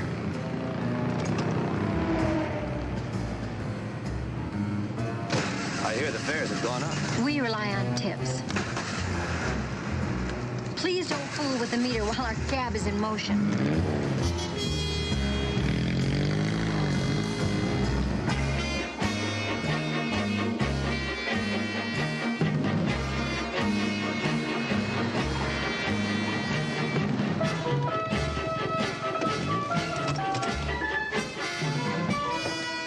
Hi, Commissioner. Hi. Hi, Mac. Sally. Hey, come on aboard and have a beer. Sorry, it's not a social visit. Oh, what's up? Francesca Fairborn, you heard of her? Oh, sure. Kidnapping. Her husband. They're demanding $100,000. The ransom note warned her not to call the police, and that's the way she wants to play it. Man, that's the way the kidnappers want her to play it, too. Doesn't she realize the risk she's taking, not letting us in on it? Somebody's got to convince her that their lives at stake here. Sally, why don't you convince Francesca Fairborn? How can I convince her when I'm not convinced myself? What aren't you convinced of? That the police should be involved.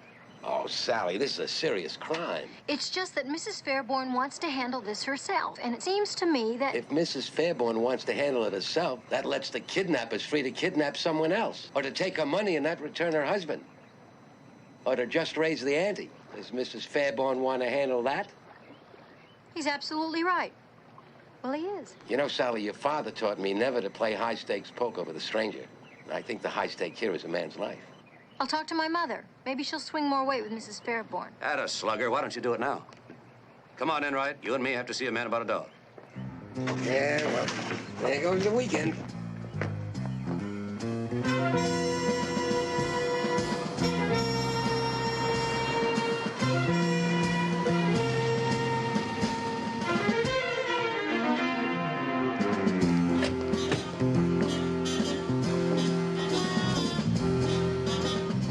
Are you shopping or just looking, sir? The doorman said Fairborn drove a Jag. This is his. Have it impounded. Yes, sir.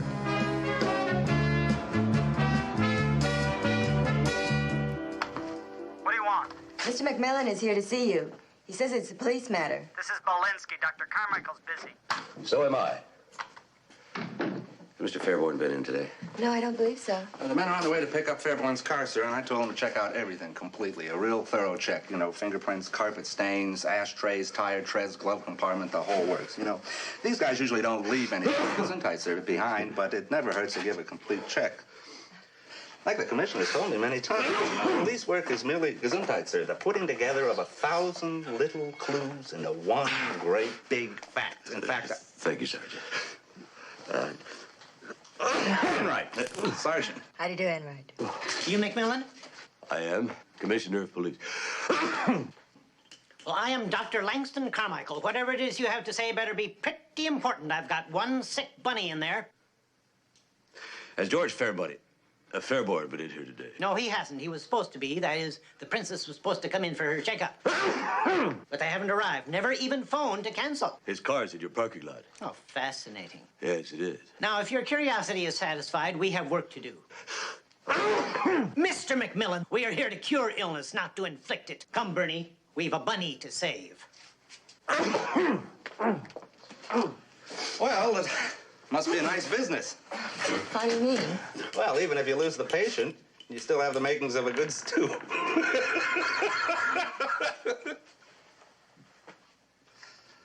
Sayonara. Hello. This is Dr. Carmichael. Yes. The police were just here.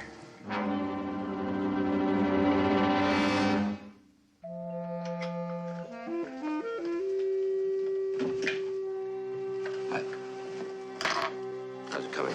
Almost ready, sir. Made a snap. Right. Sally, Mother, Mrs. Fairborn, I'm glad you decided to cooperate. Well, I already ruled that decision. All these strangers milling about, everything topsy-turvy. I only did it for dear Emily. Have you raised the ransom? Yes, well, nearly. My attorney, Rudolph Dimrose, is bringing by the final 20,000. The wiretap's all ready, sir. It starts automatically. Oh, good. Now, what do we do next? We wait for the phone to ring. And then we let it ring twice. Then you must keep them talking as long as you can. Do you understand? Yes. But don't let them get suspicious. Play it cool. Certainly. Cool.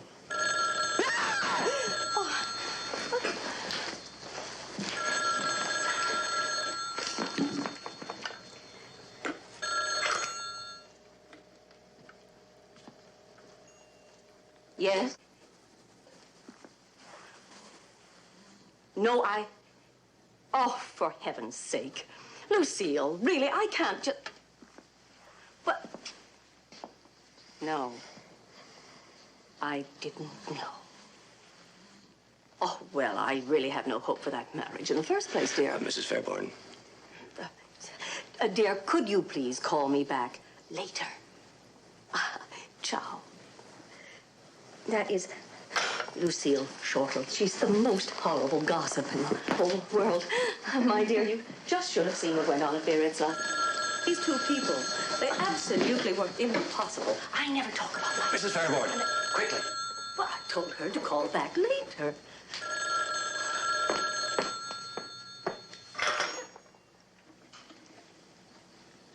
Yes? Mrs. Fairborn, Yes. you got the money? No, I haven't raised the money yet. You call the police? It is Saturday after all, you... No, I have not contacted the police. Please, how is my dark... He hung up. Did the voice sound familiar to you? It was a man's voice. I didn't recognize it. Why don't I make some coffee? I'm sure we could all use some. Come, show me where you keep everything. Yes. I think it's beginning to hit her. Yes. Getting the note is one thing. It's impersonal. Like something you read about happening to someone else. And she thought she wanted to handle it herself. It's hitting me, too. Knowing there's somebody out there playing a cat and mouse game like that. Maybe we should take you home.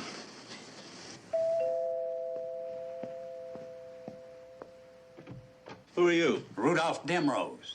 I'm here to see Mrs. Fairborn. Rudolph. Francesca! Oh, how dear of you to come. Rudolph, I would like you to meet Mr. and Mrs. Carlton Mackenzie. For you. So thoughtful.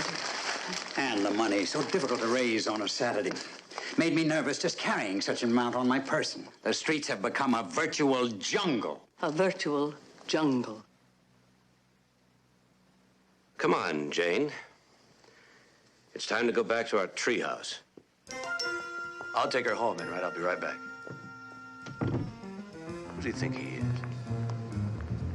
Who does he think he is, making a remark like that about our city? What's his name? What's his name? Rose. Matt. Rose. Get in the car, Sally. He called our city a virtual jungle. I checked the other cities. He thinks he's been around all over the place. He doesn't know what he's talking about. Mac. Who does he think he is? You've forgotten. You've been grounded, Commissar. Oh.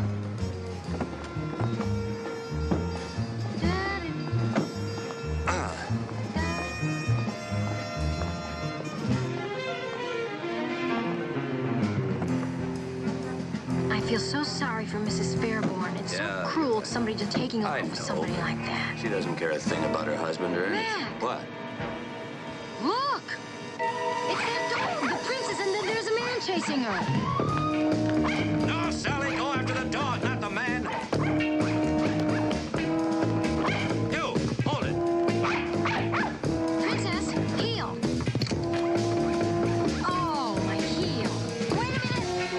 Princess! Wait a minute!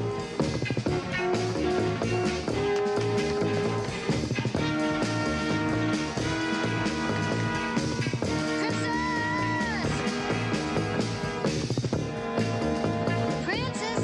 Pretty princess!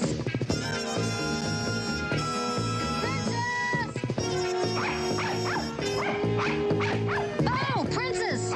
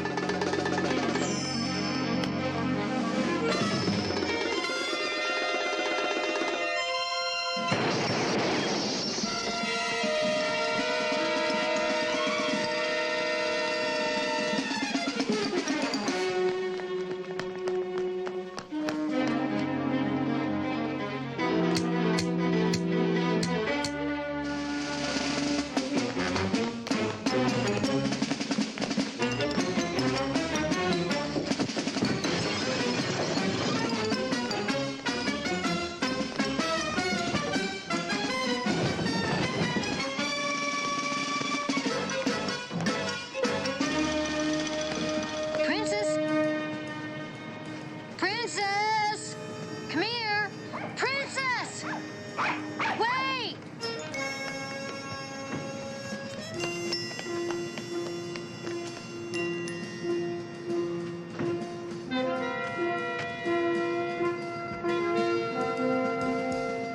Princess!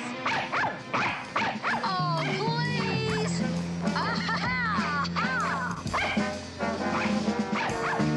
Hey, Princess. Hey, Princess. Come here, Princess. Come here, Princess. Princess! Little champion! Champion! Where are you, little champion? Princess! Princess! Ooh! Ooh! Princess! Princess! Hi! Oh! Oh! Oh! Oh, wait a minute! Wait a minute! Come here. I got you. I got you, Princess. I got you. Mac! Ah, Sally. Where's the dog you were chasing? Home, where she belongs. Mac! Oh, yeah. Mugged by a Pekingese. She's a jolly good fellow. She's a jolly good fellow. She's a jolly good fellow. which nobody can deny, which nobody can deny. Hi, Commissioner. Wait till you get a load of this. She's a jolly good fellow. She's a jolly good fellow. I suppose you know that Her Highness has returned. What do you make of it, sir? Well, she must have escaped somehow. The fellow was chasing her, got away. I didn't get a good look at him. Which nobody can deny. Mr. Mackenzie, champagne, the princess is back. She's a jolly good fellow, which nobody can deny, which nobody can deny, which nobody can deny. Mrs. Fairborn, answer the telephone. Oh, which nobody can deny. Nobody can deny. Which nobody can deny.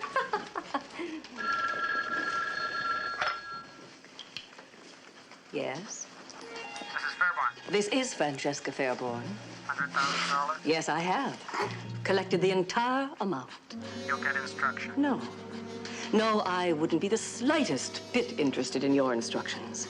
The one I love is safe, thank heavens. Say something, darling. If you think that philandering fortune hunter you're holding is worth $100,000, I suggest you keep him. Ciao. You wish to handle this case? Well, your wish is granted. All that matters is the princess is back. That and getting her groomed in time for the dog show Sunday. We were talking about a human being, your own husband. He was my indulgence. A momentary lapse in judgment on my part. Let's say a cream puff one allows oneself in the middle of an otherwise very, very strict diet. I'm certain that you understand, don't you, dear? I certainly do, Francesca. But your husband is in danger. Never fear. George is the kind of man who will die in bed. Shot to death by an irate husband, no doubt. You were willing to pay $100,000 for this little pile of hair, but not for your own husband? This little piece of hair is worth 100,000, George Fairborn. Gesundheit. Gesundheit. Gesundheit, Mac. Dear Rudolph, please, would you keep the ransom money until Monday? I don't have a safe. I wouldn't sleep a wink knowing there was that much money in the apartment. Francesca, would it be awful of me not to? I don't have a safe at home either. And there have been so many burglaries in my area. We have a safe. Don't we, Mac? Yes. We have a safe. I'll keep it until Monday. Under the circumstances, this is indeed very kind of you, Mr. Mackenzie. McMillan. Oh. This belongs to you, I believe. Would you mind terribly keeping it for me, too? It isn't all mine, and I'd feel better if I knew it was safe. Until Monday morning, Mrs. Fairborn. Thank you. Mr. McMillan, we'd appreciate a receipt. It is $100,000. And even police commissioners, after all, are only human and therefore subject to temptation. I know what you mean. Like right now, I'm really tempted. Mac. Give you a receipt. I presume the count is accurate. Mrs. Fairborn, won't you reconsider? The kidnappers might call back. This money could mean the difference. Now, however you feel about your husband, surely you wouldn't want to be responsible for his death. Well, perhaps I was a bit hasty. We are exhausted. If we could just lie down, All right, I'm going to the office. If they call back, call me right away, day or night, please. Please, will you excuse us? Of course, darling.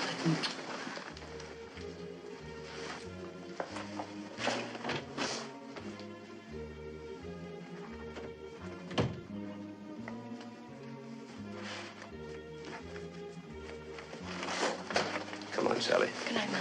Good night, darling.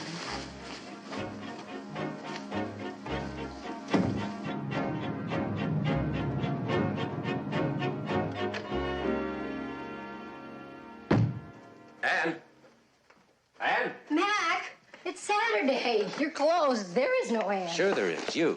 Now, look, do me a favor, Ann. Help me make a lot of calls, will you? Right, Commissioner. I don't understand. That woman, how could your mother have such a friend? What does she mean I'll have to think about it? What's there to think about? Doesn't she realize her husband could... Could be what? Could be killed, Mac. Of course he could be killed. Now, let's do everything we can. You know how to use a call director? No, but it doesn't look too complicated. Okay, then get me Enright, file room, and police garage. It's getting complicated. Find all the numbers in the Rolodex. Mac, What? where's the Rolodex? Under the typewriter table. When you get a number, buzz me. Mac? What? What's your number? It's in the Rolodex. Mac, you're impossible. That's possible.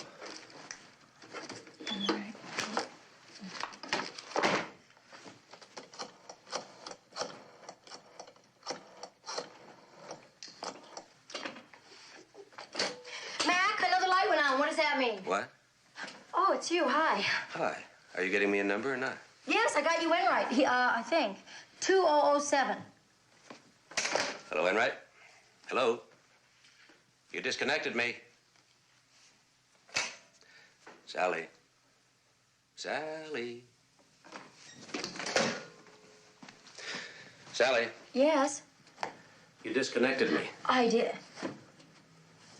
Why didn't you answer the buzzer? Nothing buzzed. Nothing buzzed. It always buzzes.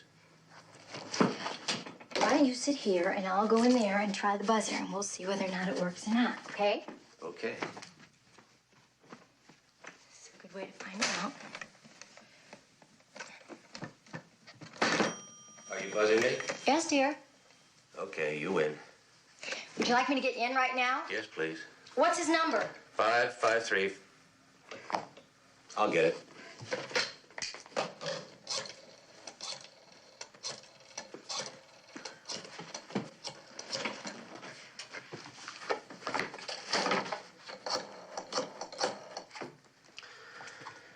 He's not in.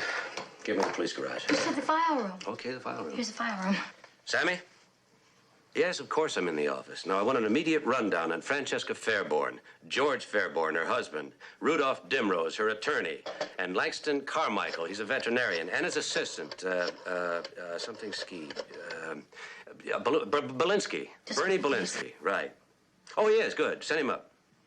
Enright's here. Now get me the... Please, garage. Okay. Hello. Hey, you're getting good. Thank you. But not perfect. Who am I talking to?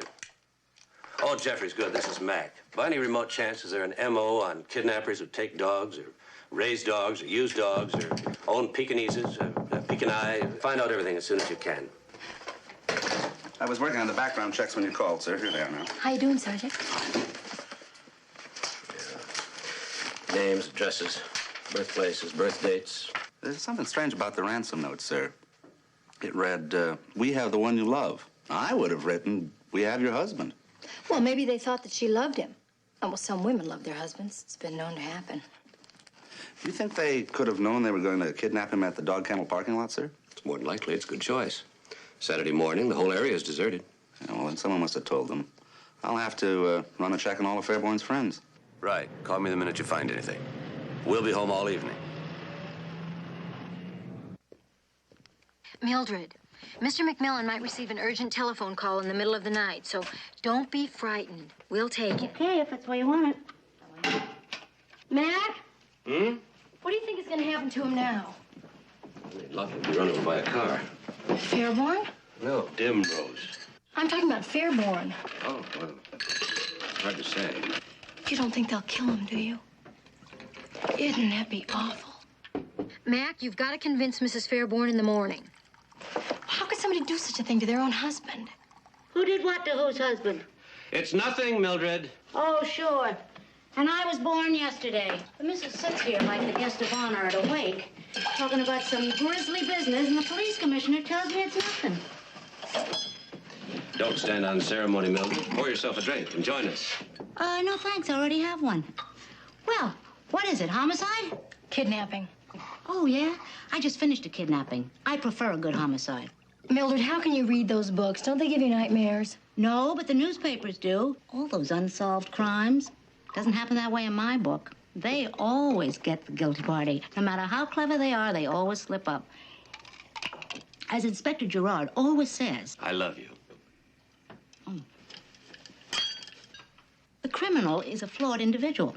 The problem is simply in discovering that flaw. Oh, there's too much vermouth in that. Inspector Gerard's a wonderful man.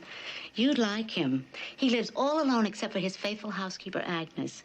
Oh, he was married, but his wife was killed in the war. They were in the resistance together. I don't think there's anything going on between him and Agnes, but then you never know.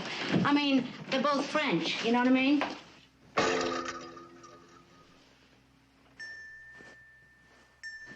Two, 5.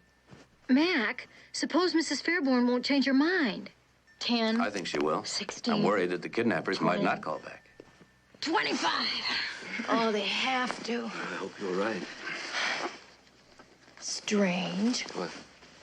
You always take your left shoe off first. Were you aware of that? No, and I will not turn into a creature of habit, Habits aren't so bad. like lying about one's push-ups. You've got a bunch of nifty ones I wouldn't change for the world. Oh, you got some nifty habits, too.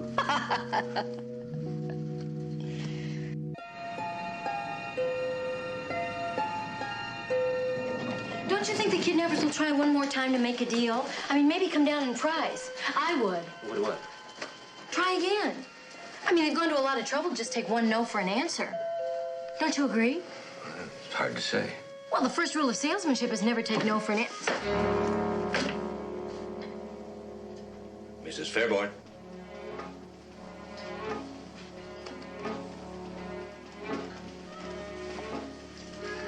Shut the door, Sally.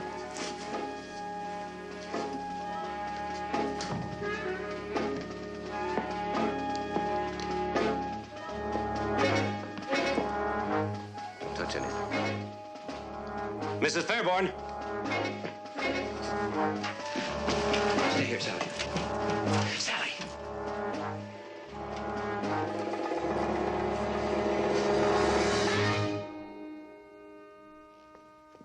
Mrs. Fairborn.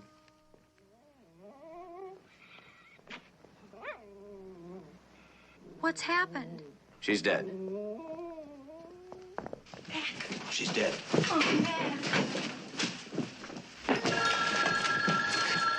Sally, after the telephone. What? If it's the kidnappers, tell them we have the money. We're ready to go through with the payoff. Okay, you ready? Yeah. Hello? Mrs. Fairborn. No, this isn't Mrs. Fairborn. I'm a friend of hers, but don't hang up. I have the money. She's had an accident, but she wants to ransom her husband. $100,000? $100,000, that's right. Get your instructions. When? We'll call you back. When will you call back? We'll call you back. No, I'll be here. I hung up. I'm so frightened. You did fine, honey. Sergeant Enright, please. What am I going to say when they call back? Just fine. Enright, Francesca Fairborn's been murdered. Get over here right away.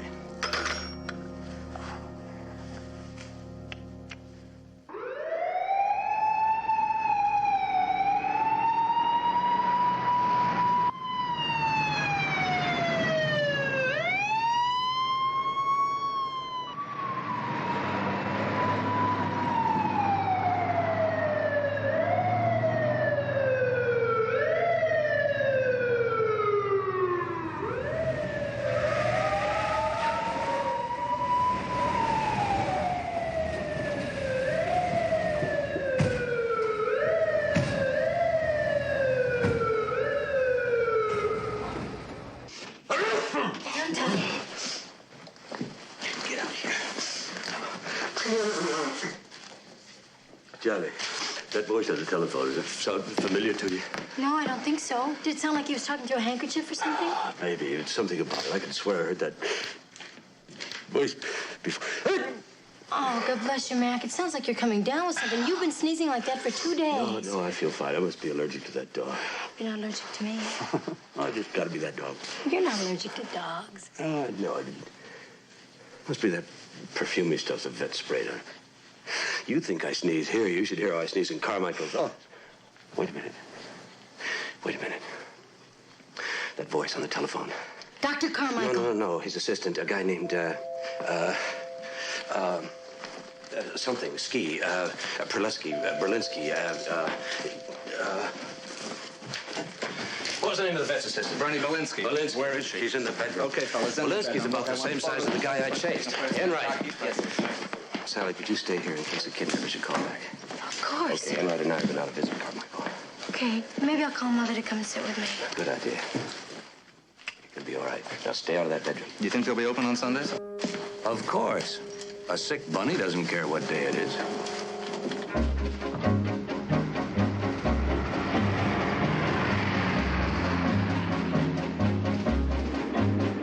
The question is, sir, why would anyone want to kill Mrs. Fairborn?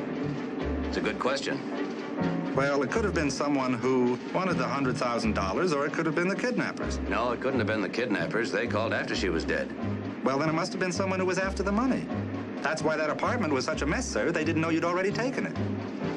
Maybe. Maybe? That's not a very definite answer. No, but it's a definite maybe.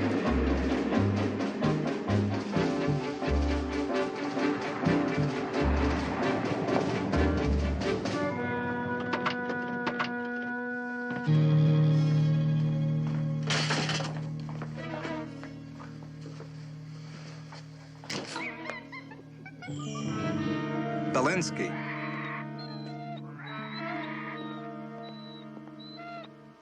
Now, just what's going on here?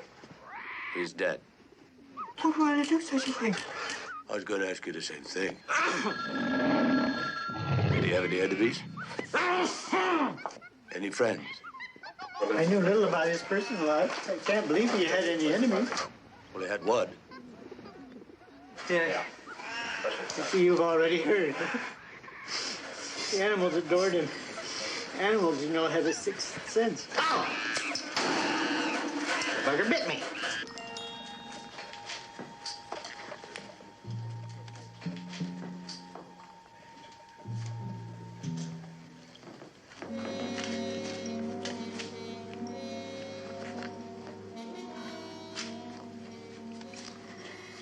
It seems such a long time ago. Poor Francesca was ringing my bell. It seems years ago. And it was only yesterday morning. She had her faults, but she was a friend. Well, you shouldn't dwell on it. How she loved that animal. I know. She was so proud. The ribbons, the trophies. You know what? I'm going to enter Anastasia in that dog show. Oh, Mother. It was so important to Francesca. For months, that's all she talked about. You don't know the first thing about dog shows. I know it's the Nob Hill Dog Show, and I know it's taking place tomorrow afternoon at Civic Hall. I assume that's all I have to know. After all, they won't be judging me. Lucky for Anastasia, you'd be best in show, hands down. What a daughter. All right, everybody freeze. Are you okay, Mrs. McMillan? I'm okay. Here we go. Hello? It's him. Yes, I have the money. No, I don't have it on me. But I can get it, though. Tomorrow. Where? The docks. Oh, no, I'm afraid that would be entirely unsuitable. The dog show. The dog show at Civic Hall, 2 o'clock. Take it or leave it. Yes, I'll have the money in a paper bag. What do I look like? What do I look like? Well, I'm a girl. Oh. Well, I'm about 5 feet 8 inches tall. I have long brown hair. Actually, it's not long. It's long in the back, but it's kind of shaggy in the front. I have that new cut. It looks kind of good. Question is, sir, was Belinsky killed because he was involved in the kidnapping of Mr. Fairborn, or because he was involved with the murder of Mrs. Fairborn? The answer is probably yes to both. He was killed because he was involved in the kidnapping and knew about the murder. Yeah, Commissioner, your wife is on the phone. Near the judge's stand. Okay. Sally. Mac, that was just the kidnappers that called. They wanted me to deliver the money to the docks tomorrow. Good. It's isolated. Yakel will like that. He will? Makes it easy to maintain surveillance. Oh. Oh? What do you mean, oh? Oh, I mean, I told you what he said. I didn't tell you what I said. Oh? I told him that I'd deliver it to the dog show. Oh. Well, you're not delivering it. We'll have a policewoman do it. Oh, no, I have to do it. You see, I described myself. I even told him about my picture in the paper. If some other woman shows up, he'll know it's a trap. It's got to be me. It's all that confusion, Sally, all those people. It's too dangerous. No. We can't just let Mr. Fairborn die.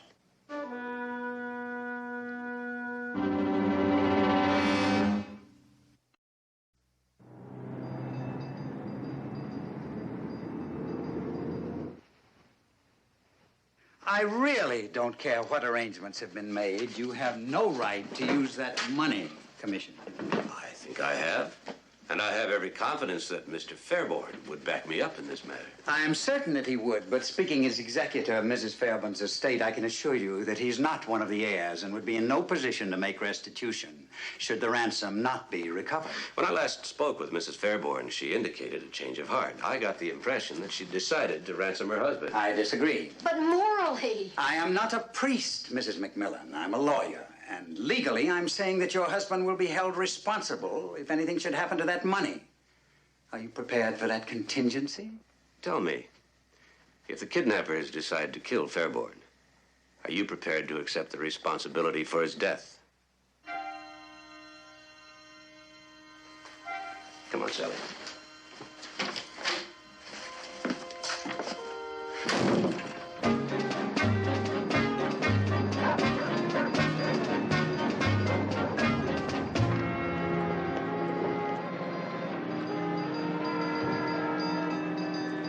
Now, don't be nervous. I won't. Just be cool. You've been under surveillance at all times. I know. And don't be scared. There's absolutely nothing to worry about. Mac, What? if you tell me one more time there's nothing to worry about, I have a hunch I'm going to begin to worry. It's nearly 2 o'clock. Mrs. McMillan, now you be very, very careful. There's nothing to worry about. Thank you, Sergeant. Here I go. Thanks, Mac. She's quite a girl. She's got the moxie of a Marine. Yeah, but some legs on that Marine. Well, I mean, even without the moxie, she'd still be quite a Marine. Girl.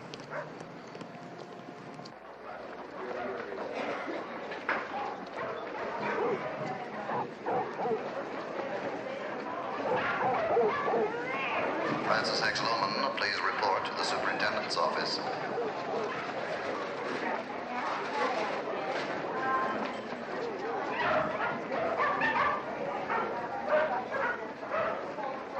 Albert McTaggart, report to Silky Terrier Ring number 2.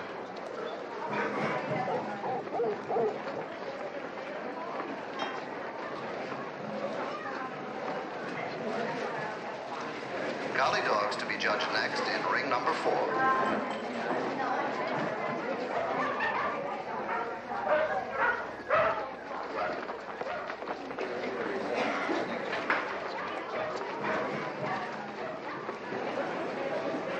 Margaret Wells, last call for German Shepherd number 52.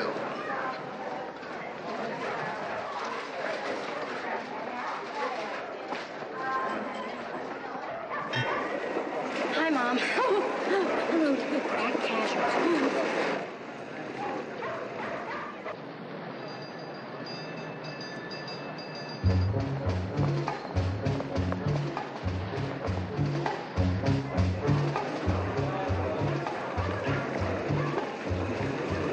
Good luck next stage. Be careful here.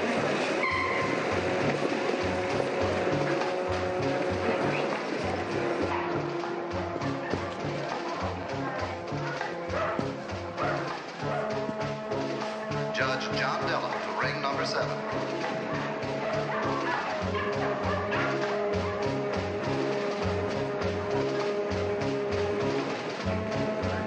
Calling Old English Sheepdog number 24 to ring number 3.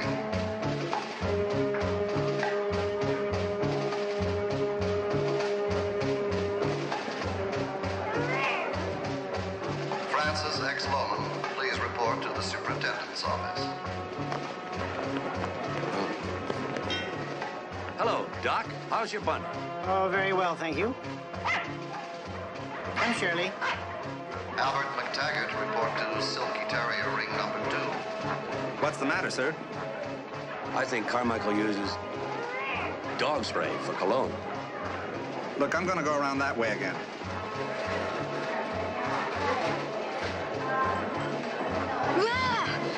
Excuse me. Yes. Mrs. McMillan? Yes. Collie dogs to be judged next in ring number 4. Fellow told me there's a phone call for you in the lobby. Oh, thank you. You're welcome.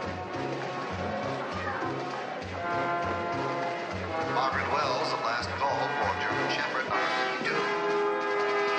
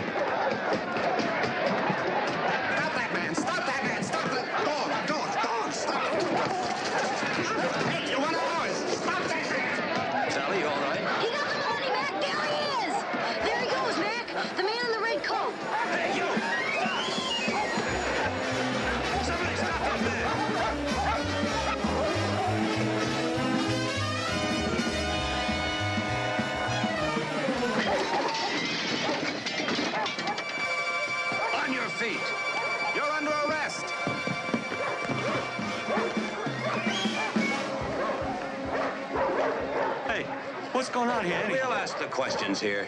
Commissioner. What is it?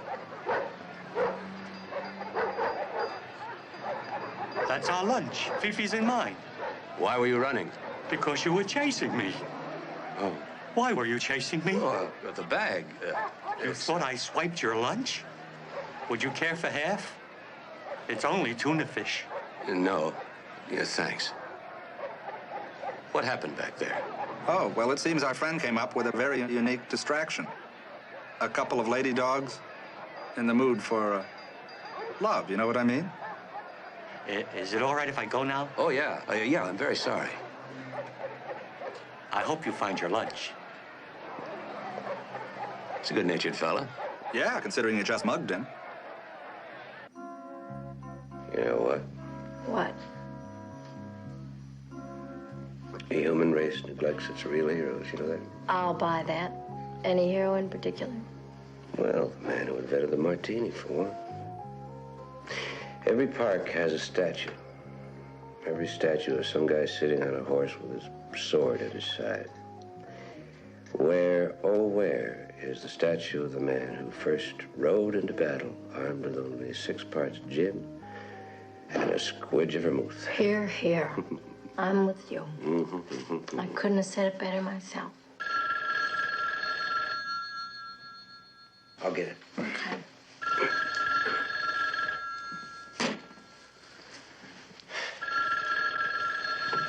Hello? Yes? Right. 20 minutes. What's the matter? It was Yackel. Fairborn's turned up.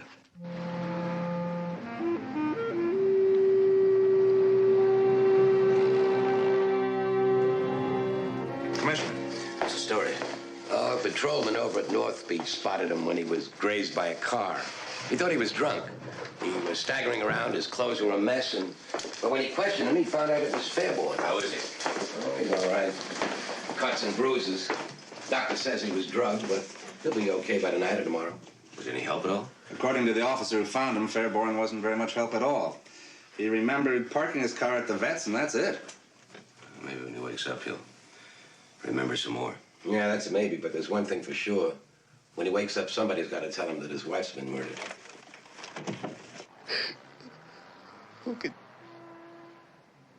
Who could do such a thing? We don't know yet. We'd like to ask you who'd do such a thing. I don't know. She could be outrageous. It was just her way, but she never hurt anyone. No one could hold a grudge against Francesca. Could it have been a robbery? Could it? Your apartment was ransacked. But until you check things over, we won't know if anything's missing. The doctor says I can go home later today. I'll check things out and let you know. We'd appreciate that. Look, thanks for coming here like this. I know it couldn't have been an easy thing for you to do. Thank you.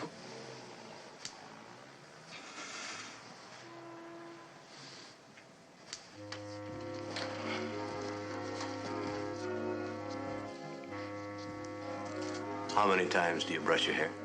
100 strokes. Every night? Mm-hmm. Okay. You have your habits, I have mine.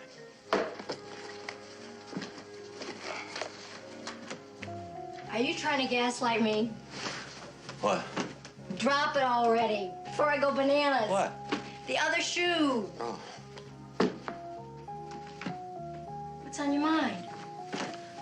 Something about habits. Oh, Mac, I really don't mean to make you self-conscious. No, it's not that. It's just something to do with this case, and I don't know what, and it's really gnawing at me.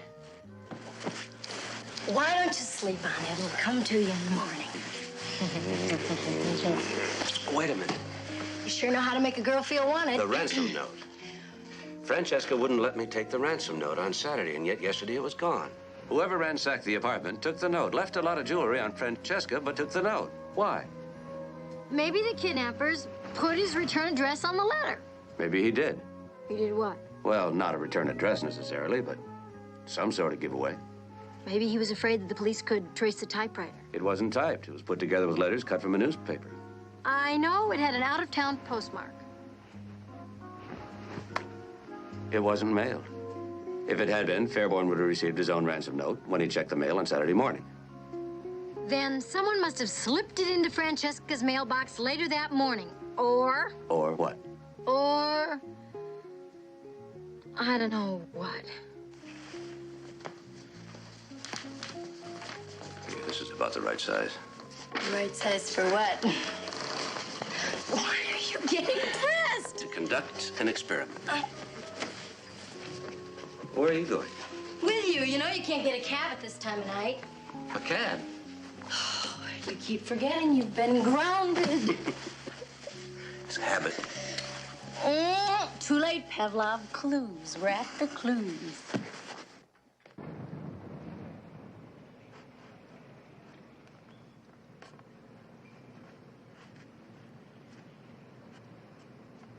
Doesn't fit. Oh, here, you could fold it. The envelope wasn't folded. That's the point. You need a key. George Fairborn has a key. Where's the phone?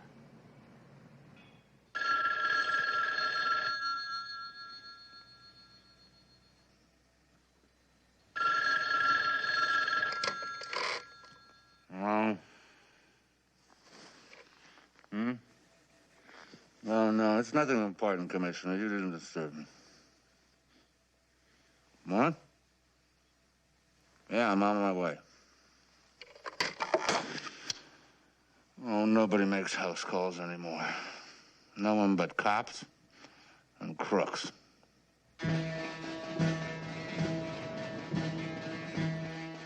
You see? No way.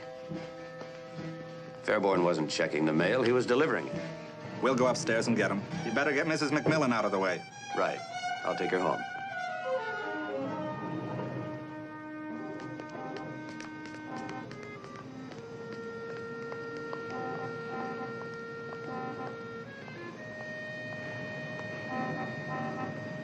I'll call you as soon as I know anything. Be careful, Mac.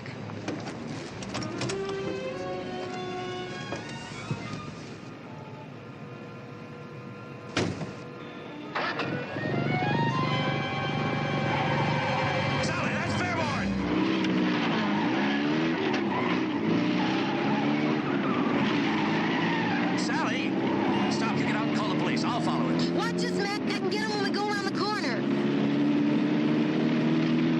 If we wait for the police, we'll never get him.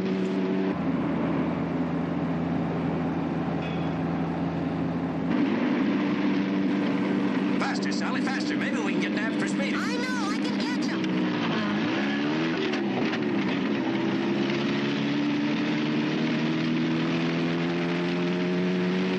Sally! Stay down. It's not safe.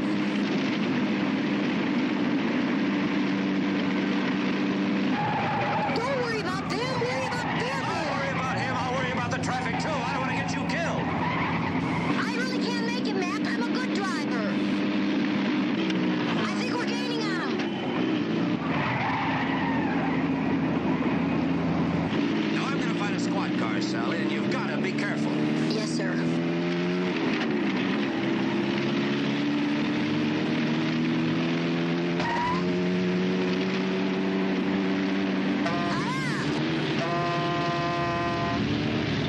That was pretty close. You're telling me?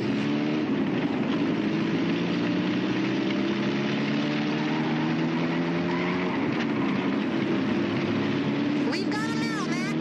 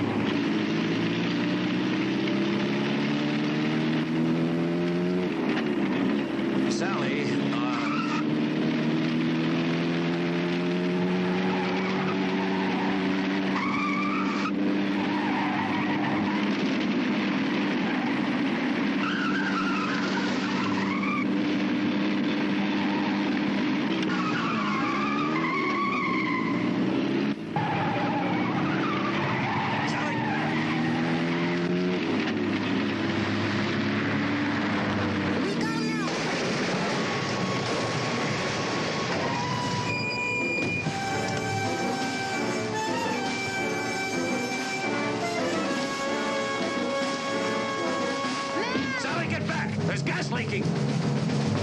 Come on.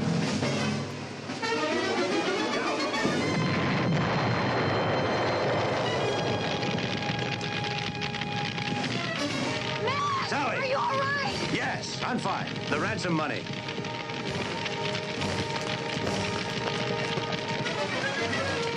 Over here! All right, Mac? Yeah, fine. Get him out of here. I'll get the fire. Well, it all seems to be here, sir. Well, I guess it was Fairborn who killed Belinsky, huh? Right, Commissioner? Yeah, they were probably partners in the deal, weren't they? Fairborn figured I might recognize Belinsky's voice on the phone. He killed him, right? Some guy to go into business with, huh? Yeah. Mac, now can we get back to what we were doing? Oh, you mean you were asleep, too? Sergeant, you're so sweet. Well, I think I'll take my tuna fish sandwich back to the station. Good night. Now, you figure that Fairborn came back to steal a letter, and then he killed Francesca when she found him in the apartment, right? Right. Almost. He came back to steal the money and murder his wife deliberately. Saw the letter and realized his mistake. Yes, but when the police found him, he was drugged. Sedatives. Self-administered. You're amazing. Let's get something to eat.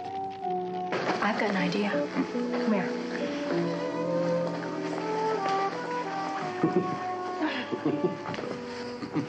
On a full stomach? Aren't you supposed to wait 15 minutes? That's swimming. Oh, okay.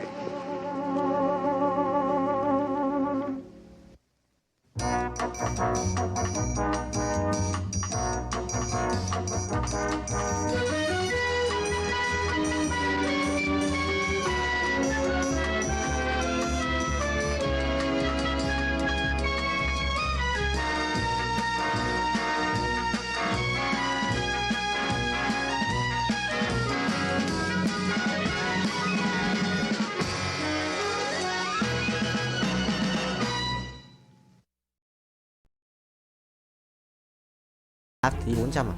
400.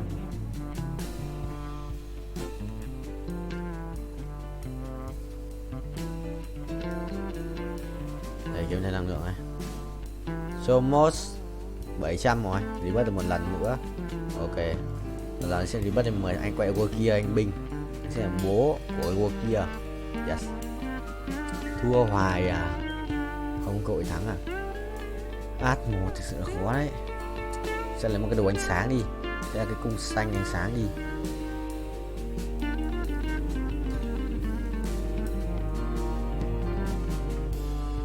Hai cái giảm hiệu hai bên nhỉ. Thôi cái đang thiếu một cái vùng đồ.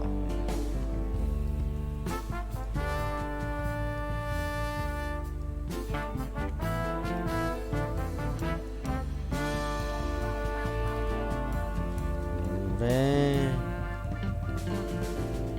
rồi 25 chắc là nốt nào nữa thì lên 8 vậy. Lại là cái thằng Zurich này. Sao nó vẫn lên được con ấy bài nhỉ? Như là con Zurich bài lâu dài. Đổi nó con Nautilus nữa. Mình cầm tận 4 con Nautilus rồi chúng nó vẫn còn. Ê xong ý làm mày không ba. Đó, thua. Thua không? Thua. À. Ok. Rồi đi rồi. Top mấy đây? Chưa đi. Sắp đi. Anh đi xa rồi, anh không lái xe nữa. Anh đắp mộ rồi. Không thể là Riot Cat được. Khóc. U Linh à. Em phải cút. Cút đi.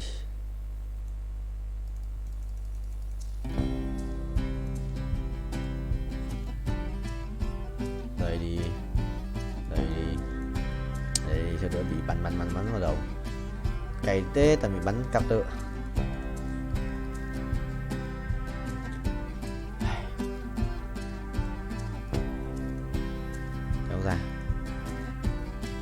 Kéo ra xì ra.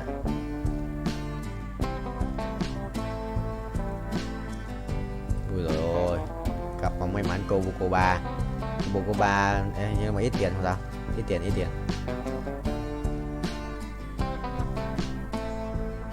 Tích xong rồi bao nhiêu máu, có 5.000 máu rồi sao, Chắc thế. Bế. Mày. Đối kia ông chết à? Đối kia xét bế không được. Không thiếu mấy cái cuồng đao. Chậm quá. Đây đừng để nó vả. Rồi nó vả trước à? Mày. Tí thua. Đi chợ nhặt xem một cái cung đi. Sợ nhặt một cái cung đi. Anh cũng sắp không đi rồi, anh sẽ được đi chợ trước. Ai à, cuồng đao kìa. Là số cả mày đi anh sẽ lắp. Đừng nhặt nhầm đồ. Xong. Có đủ đồ này. Thì chả có nào mình cái này có ấn gì cả. Ấn gì ấy? Thần thoại ấn sử ra. Trốn không? Trốn không? 400 củ đây. Thì có phải nữa là 531 củ. Thì em perfect. Perfect. MV code 416 lap. Qua 400 lap rồi. Rồi.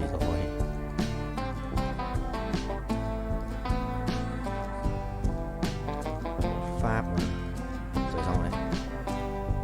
Đi lao, bạn này còn đồ đéo nữa. Còn áo đam phép không? Sát thương phép này.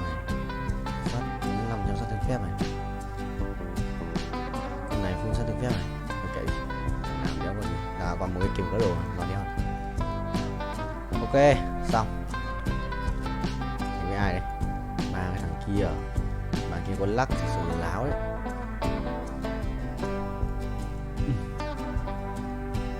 Bạn kia có cả lắc thì đéo dấu ấy. 500 củ rồi, thiếu 30 triệu nữa. Thiếu 26 triệu mốt nữa thì sẽ được là đủ tiền để trip bớt hơn nữa. Lên 6.6 rồi. 6.4 nhỉ, cái mất rồi. Nhưng mà là tầm 6 chấm hơn. Yes. Mày A2 nữa là xong. A2 nữa là xong game. Ui rê. Hỏng đấy. Ui tí cút đánh bóng ạ. Bóng thằng nào ấy. Hộ cái đê. Thằng bốc lửa. Gì tí thua. Chi mình cầm bóng nó tí cút.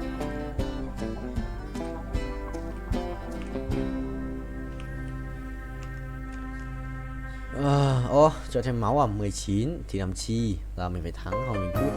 Một trong hai thằng này.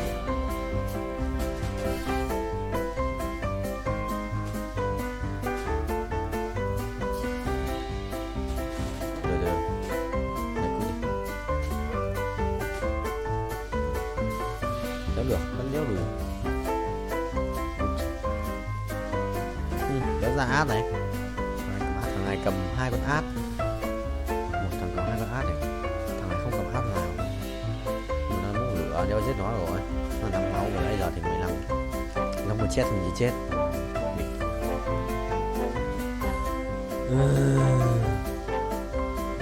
Cái thằng ngoài con lắc 3 bắn phát cho gần một con át 100 cút.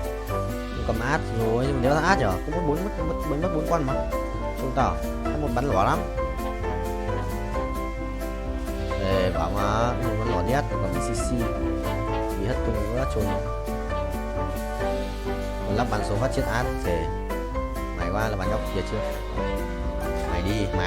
mày đi 4 tháng gì đây rồi đến được cái giao dòng rồi kiếm đồ tanh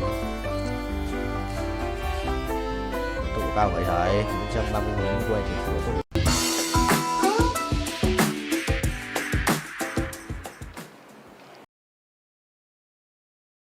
cái gì vậy? Ui rồi nháy phát 2 lần. Chuẩn được không? Chuẩn không vậy chấm. Chuẩn đét cho thôi.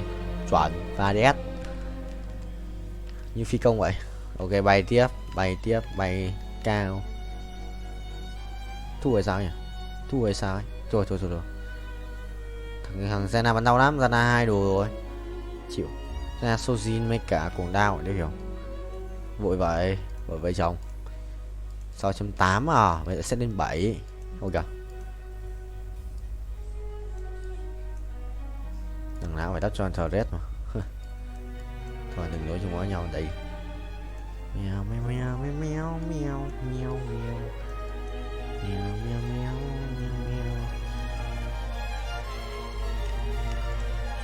Mày trốn 5 địch mạnh nghe lắp phần này vào xong mạnh địch từ cái xếp tiền nhé thề thua nữa là Bắn cũng khỏe nhưng mà chúng nó còn quỷ hơn cơ.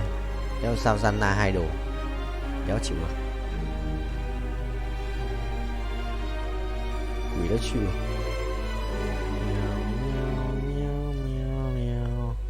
Trùng bài không vậy? Kiếm tiền.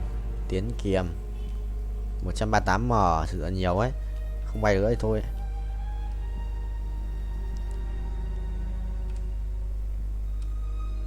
Máy đẹp đét 400 mà 2 này 303. Thử để mình nghĩ chợ hay sao. Chưa đến lượt 4 này 117 sẽ là một cái Sojin đi. Ok quyết định sẽ lấy một cái Sojin đi đi đi đi đi đi đi đi đi đi đi đi. I'm go here 707 triệu sẽ được lên 6.8 tốc độ. Sẽ là mắc ping không? Quỷ ác quỷ phi phai tốc độ bù đắc bù nào vào. Mỗi là ngày có một chút game thôi chứ. Là ngày rebirth 163 lần. Kê vậy.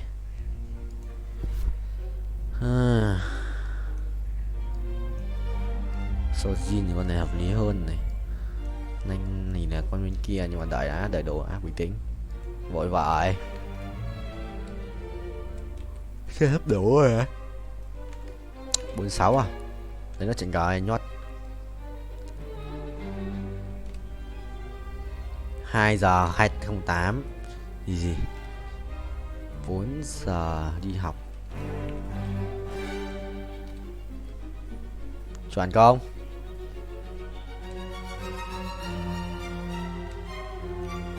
Mai học xong nhớ làm gì? Đi tập.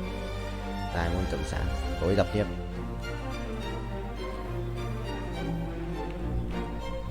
Trôn không?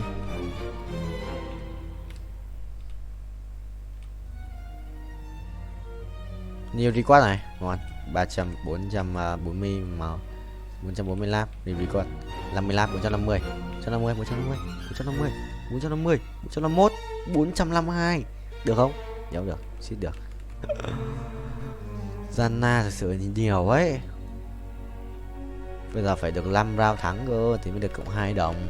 Là một round chỉ cộng bao nhầm từ 2 đến 4 chỉ cộng 1 đồng thôi. Nghèo đét. 1,6k 138M. Bắc. Đi Bắc. Ngủ ơi tụi mình ngủ quá. Không được. Phải quay nốt. Ê sao đéo lên thời 2 cho mình kìa. Này thua rồi, tài khỏe đấy. Chịu rồi. Êu, cái gì kia có dòng ánh sáng. À bắn ra một cái đồ ánh sáng ngẫu nhiên à, chịu rồi. Dòng ánh sáng thì thua. Chịu. Thầy thua. Thầy chấp nhận. Ai rồi cũng phải thua thôi. Nhưng mà thua không hay đâu.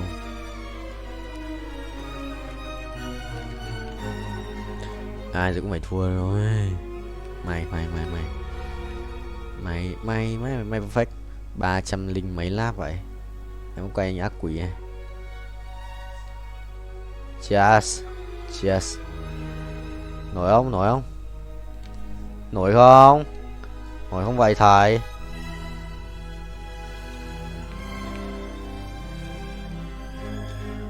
Nổi không?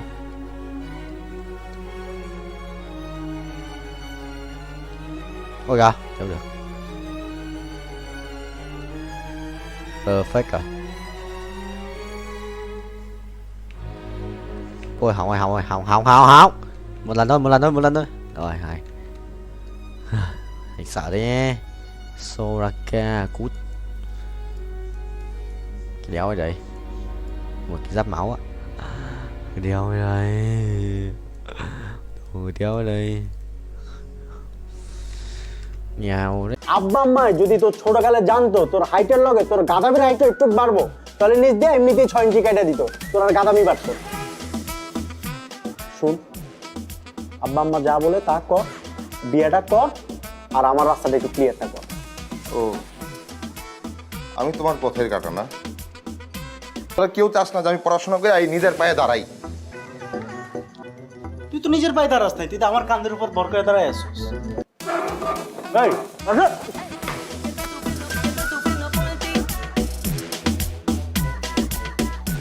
Where?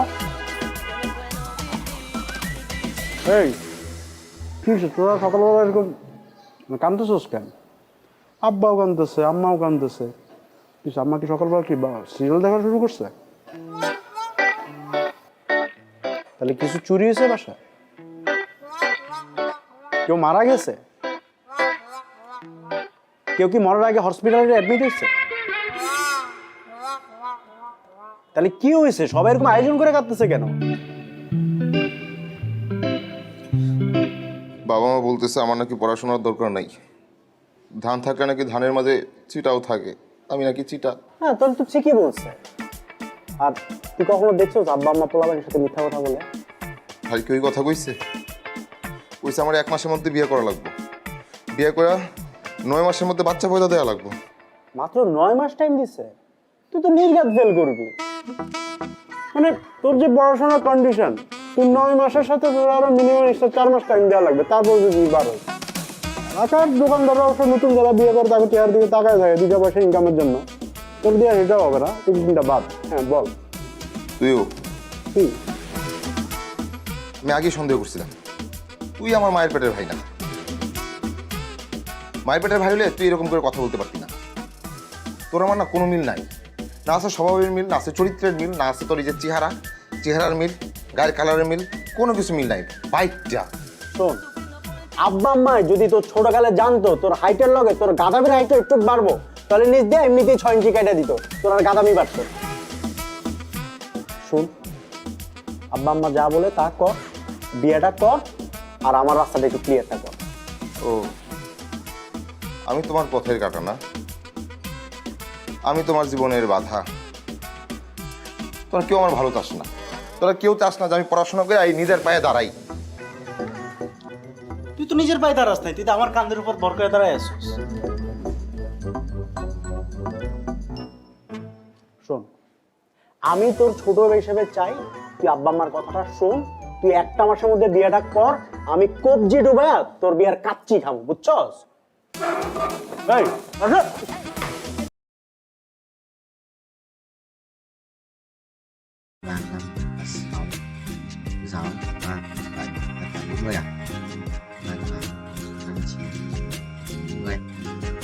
Mươi à? 98 à?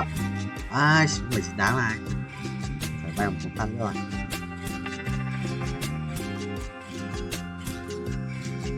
What the hell boy? Rồi, bye bye.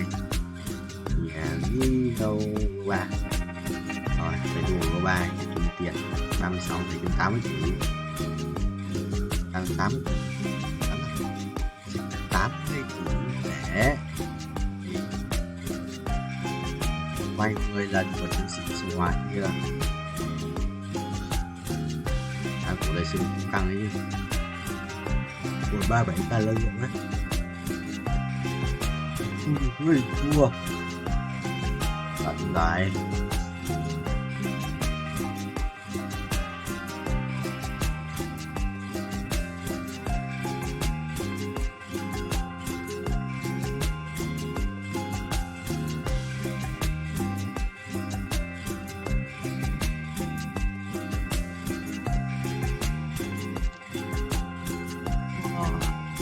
Xong rồi bay 36 bờ kiếm lại nha.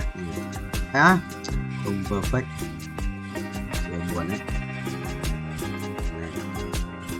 Đó, đi. Đây cứ chậm.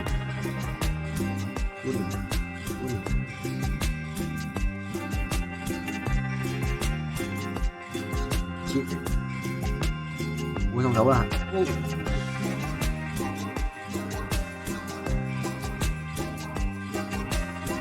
Lòng rất là mở trung tàu. Rồi 2 lần có cái gì, 3 lần có cái gì, 4 lần, 5 lần, 22 tiền sắp được nước màu này 39 tí năng lượng dấu hải ở đây ạ, theo một tí năng lượng dấu nhỉ.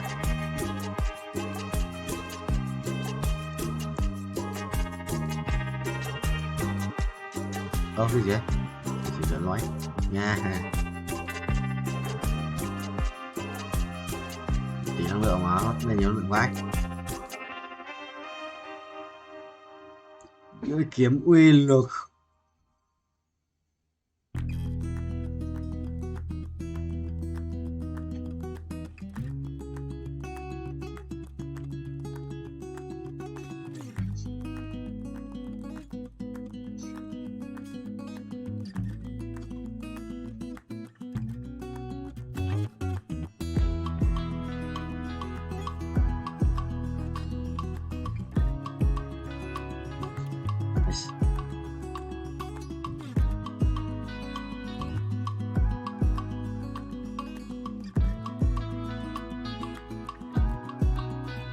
Ui. Bây giờ hút cút rồi vậy làm à bài chọn không vậy thầy ơi. Này đấy tên hai con chưa được, hai con hút ly tại 59 màu rồi. Phải tiếp rồi.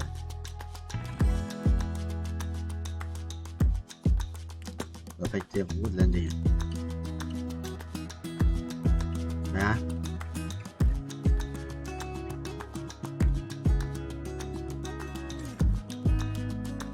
Nè. Không bay ở không tính. Nè. Mốt rồi. Mốt phải sẽ bay được 5 lần bay luôn. Chờ nó mệt lắm. Chờ đâu 5 quả Vinh. Còn cái gì đấy là cái chợ ngay đừng nè dừng đi của tao quát đi của tao đâu quát đi rồi về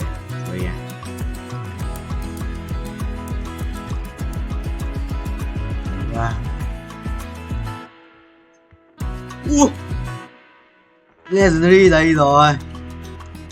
Cộng một tỷ sức mạnh. Quát ly nữa là đẹp, quát ly nữa đẹp, quát ly nữa đẹp, quát ly nữa đẹp, quát ly nữa đẹp. Được nhé. Là Legendary của bạn này sử dụng kinh khủng đấy. Ở cuối này, cuối này. Quát ly xanh lá, xanh lá, xanh lá, xanh lá, xanh lá. Được. Đúng là xanh lá thật đấy. Là poison nhé. Nhau 1 2 3 4 là sẽ xịn lắm. Bên chị Watley này còn 9.000 thôi á. Đúng nhỉ? Rồi, Watley là gì? 200k. What the hell? Lấy gì đấy? Kiếm mà.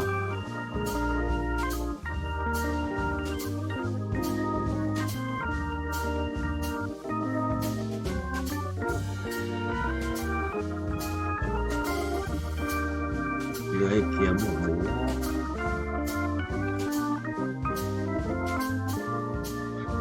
15k power, trong đây là 9k 100k exit, 2k exit epic hoặc gì kia là 9k exit.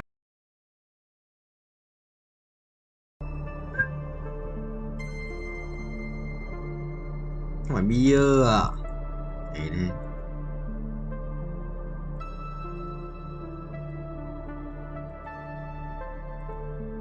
Yonami sao tay tàn hình vậy?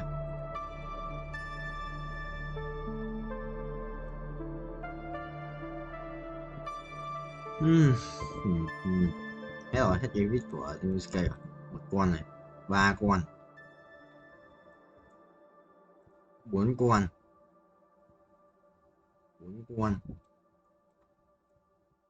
5 con vẫn không đủ.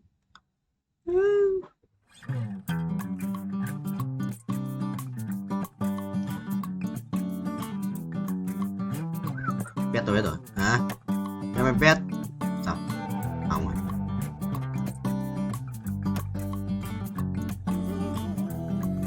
Ra rồi.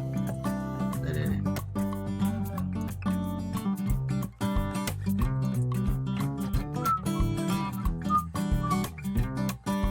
Ủa lạc biết cắn lạc thế. Có setting đồ họa tomato mà tomato rồi. Sao bảo sao không bật? Sao? Đây đặc biệt. Sao cái lúc vỡ nhiều đấy? Ngu luôn mà.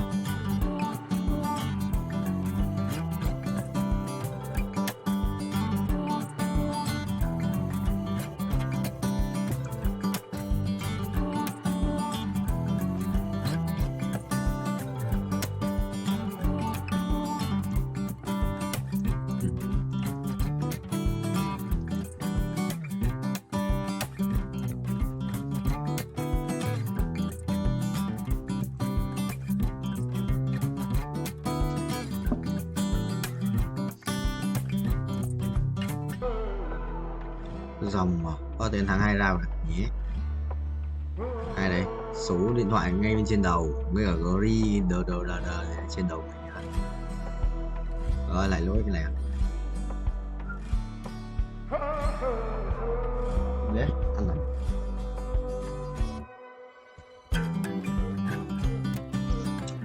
Bảo nhìn nó làm gì? Ăn được, mà cần đổ xăng đấy. Wow. Thì nâng cấp về phẩm về mất tiền.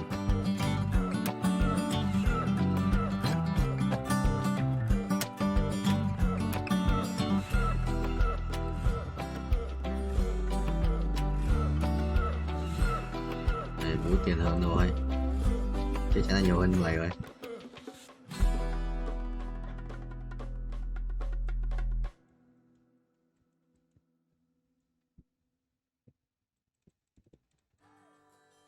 Để tao 9 xong. Giờ chết là đi luôn này. À nó có cả cái kia nữa. Thế nào? À không, người chưa có ấn đâu cả. Tại 2 lỡ bạc hương cương thì đéo ấn. 6 kỳ quái, 3 kỳ quái 6 hình rồi. Một ấn nữa thôi là lên 7 rồi, nhớ có một ấn nữa. Cái gì à? Đấy. Thôi thôi đi thôi. À chết chết, một máu xong. Lấy cái đồ đéo như mình nghĩ rồi.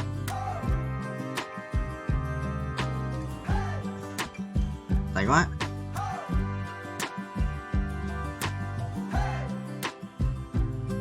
Phải chết đi buộc rồi.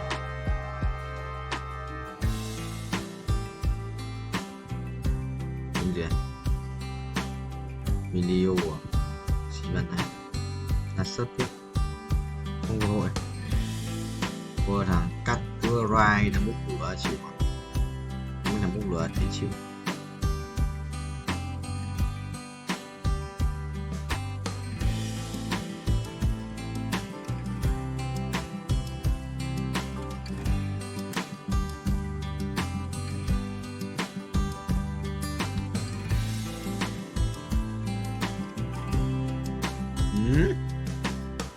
Không, là set đồ siêu kinh.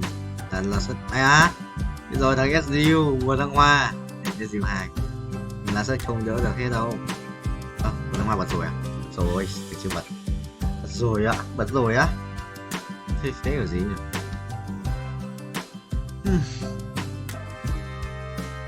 Vừa là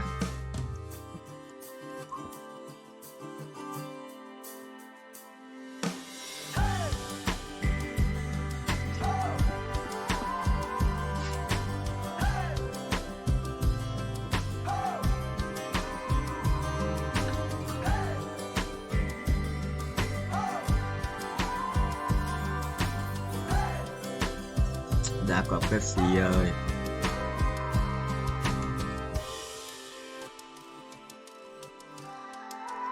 Tóc phải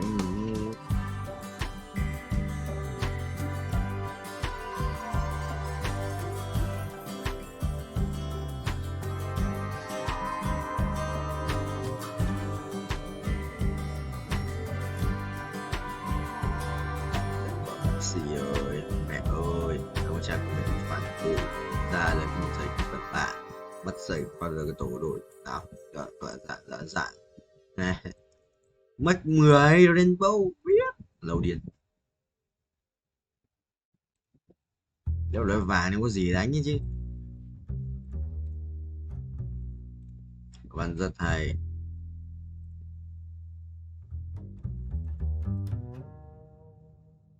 Học vậy nhỏ là hả? Đâu có máu đâu.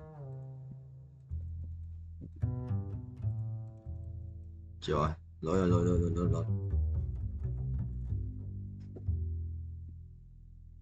À,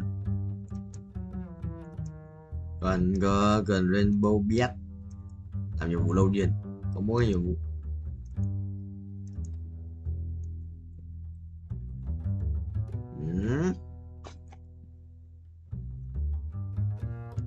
Wow.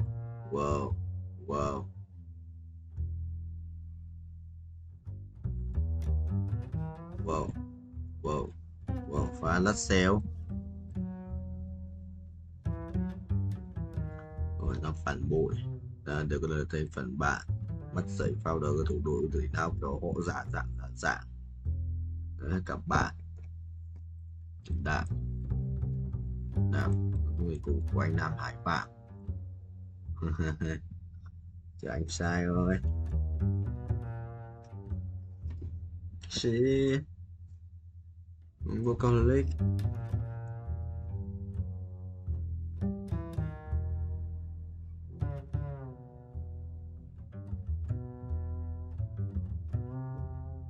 Không phải bỏ học.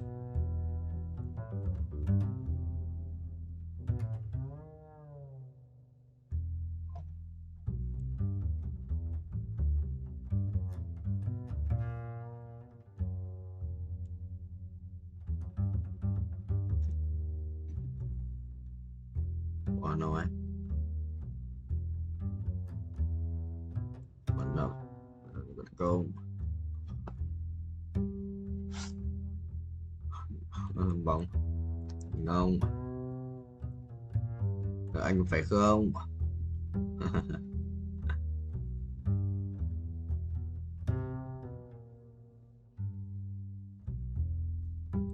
Dạ. Gì rồi đi. Anh quá dữ. Học ở cử.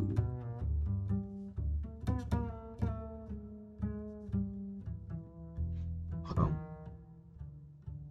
Có cái gì cho vào. Rồi. Bắt cái áo phía hoặc và các bạn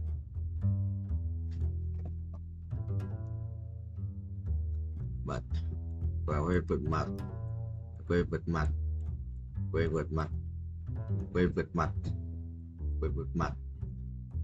mặt làm cả như là ruồi tí chỉ bại đây ông cháu ạ. Một người mày là một người giỏi thằng này lít vip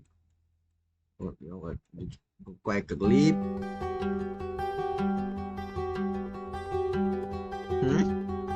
Còn cho tổ này tổ ra dễ phải ngoài chấm 1.5 phải nốt đi xem lại thử bắn một mày.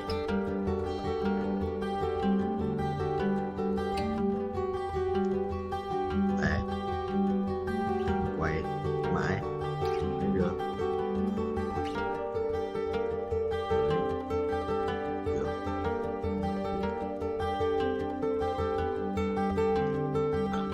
Đầu tiên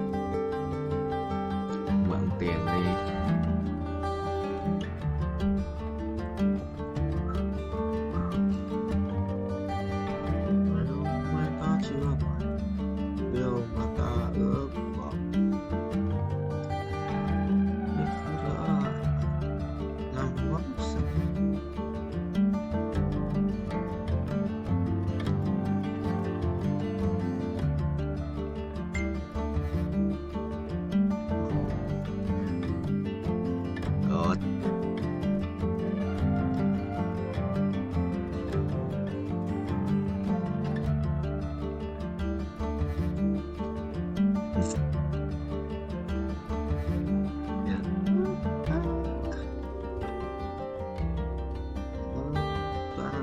Cha tôi phải 19 part.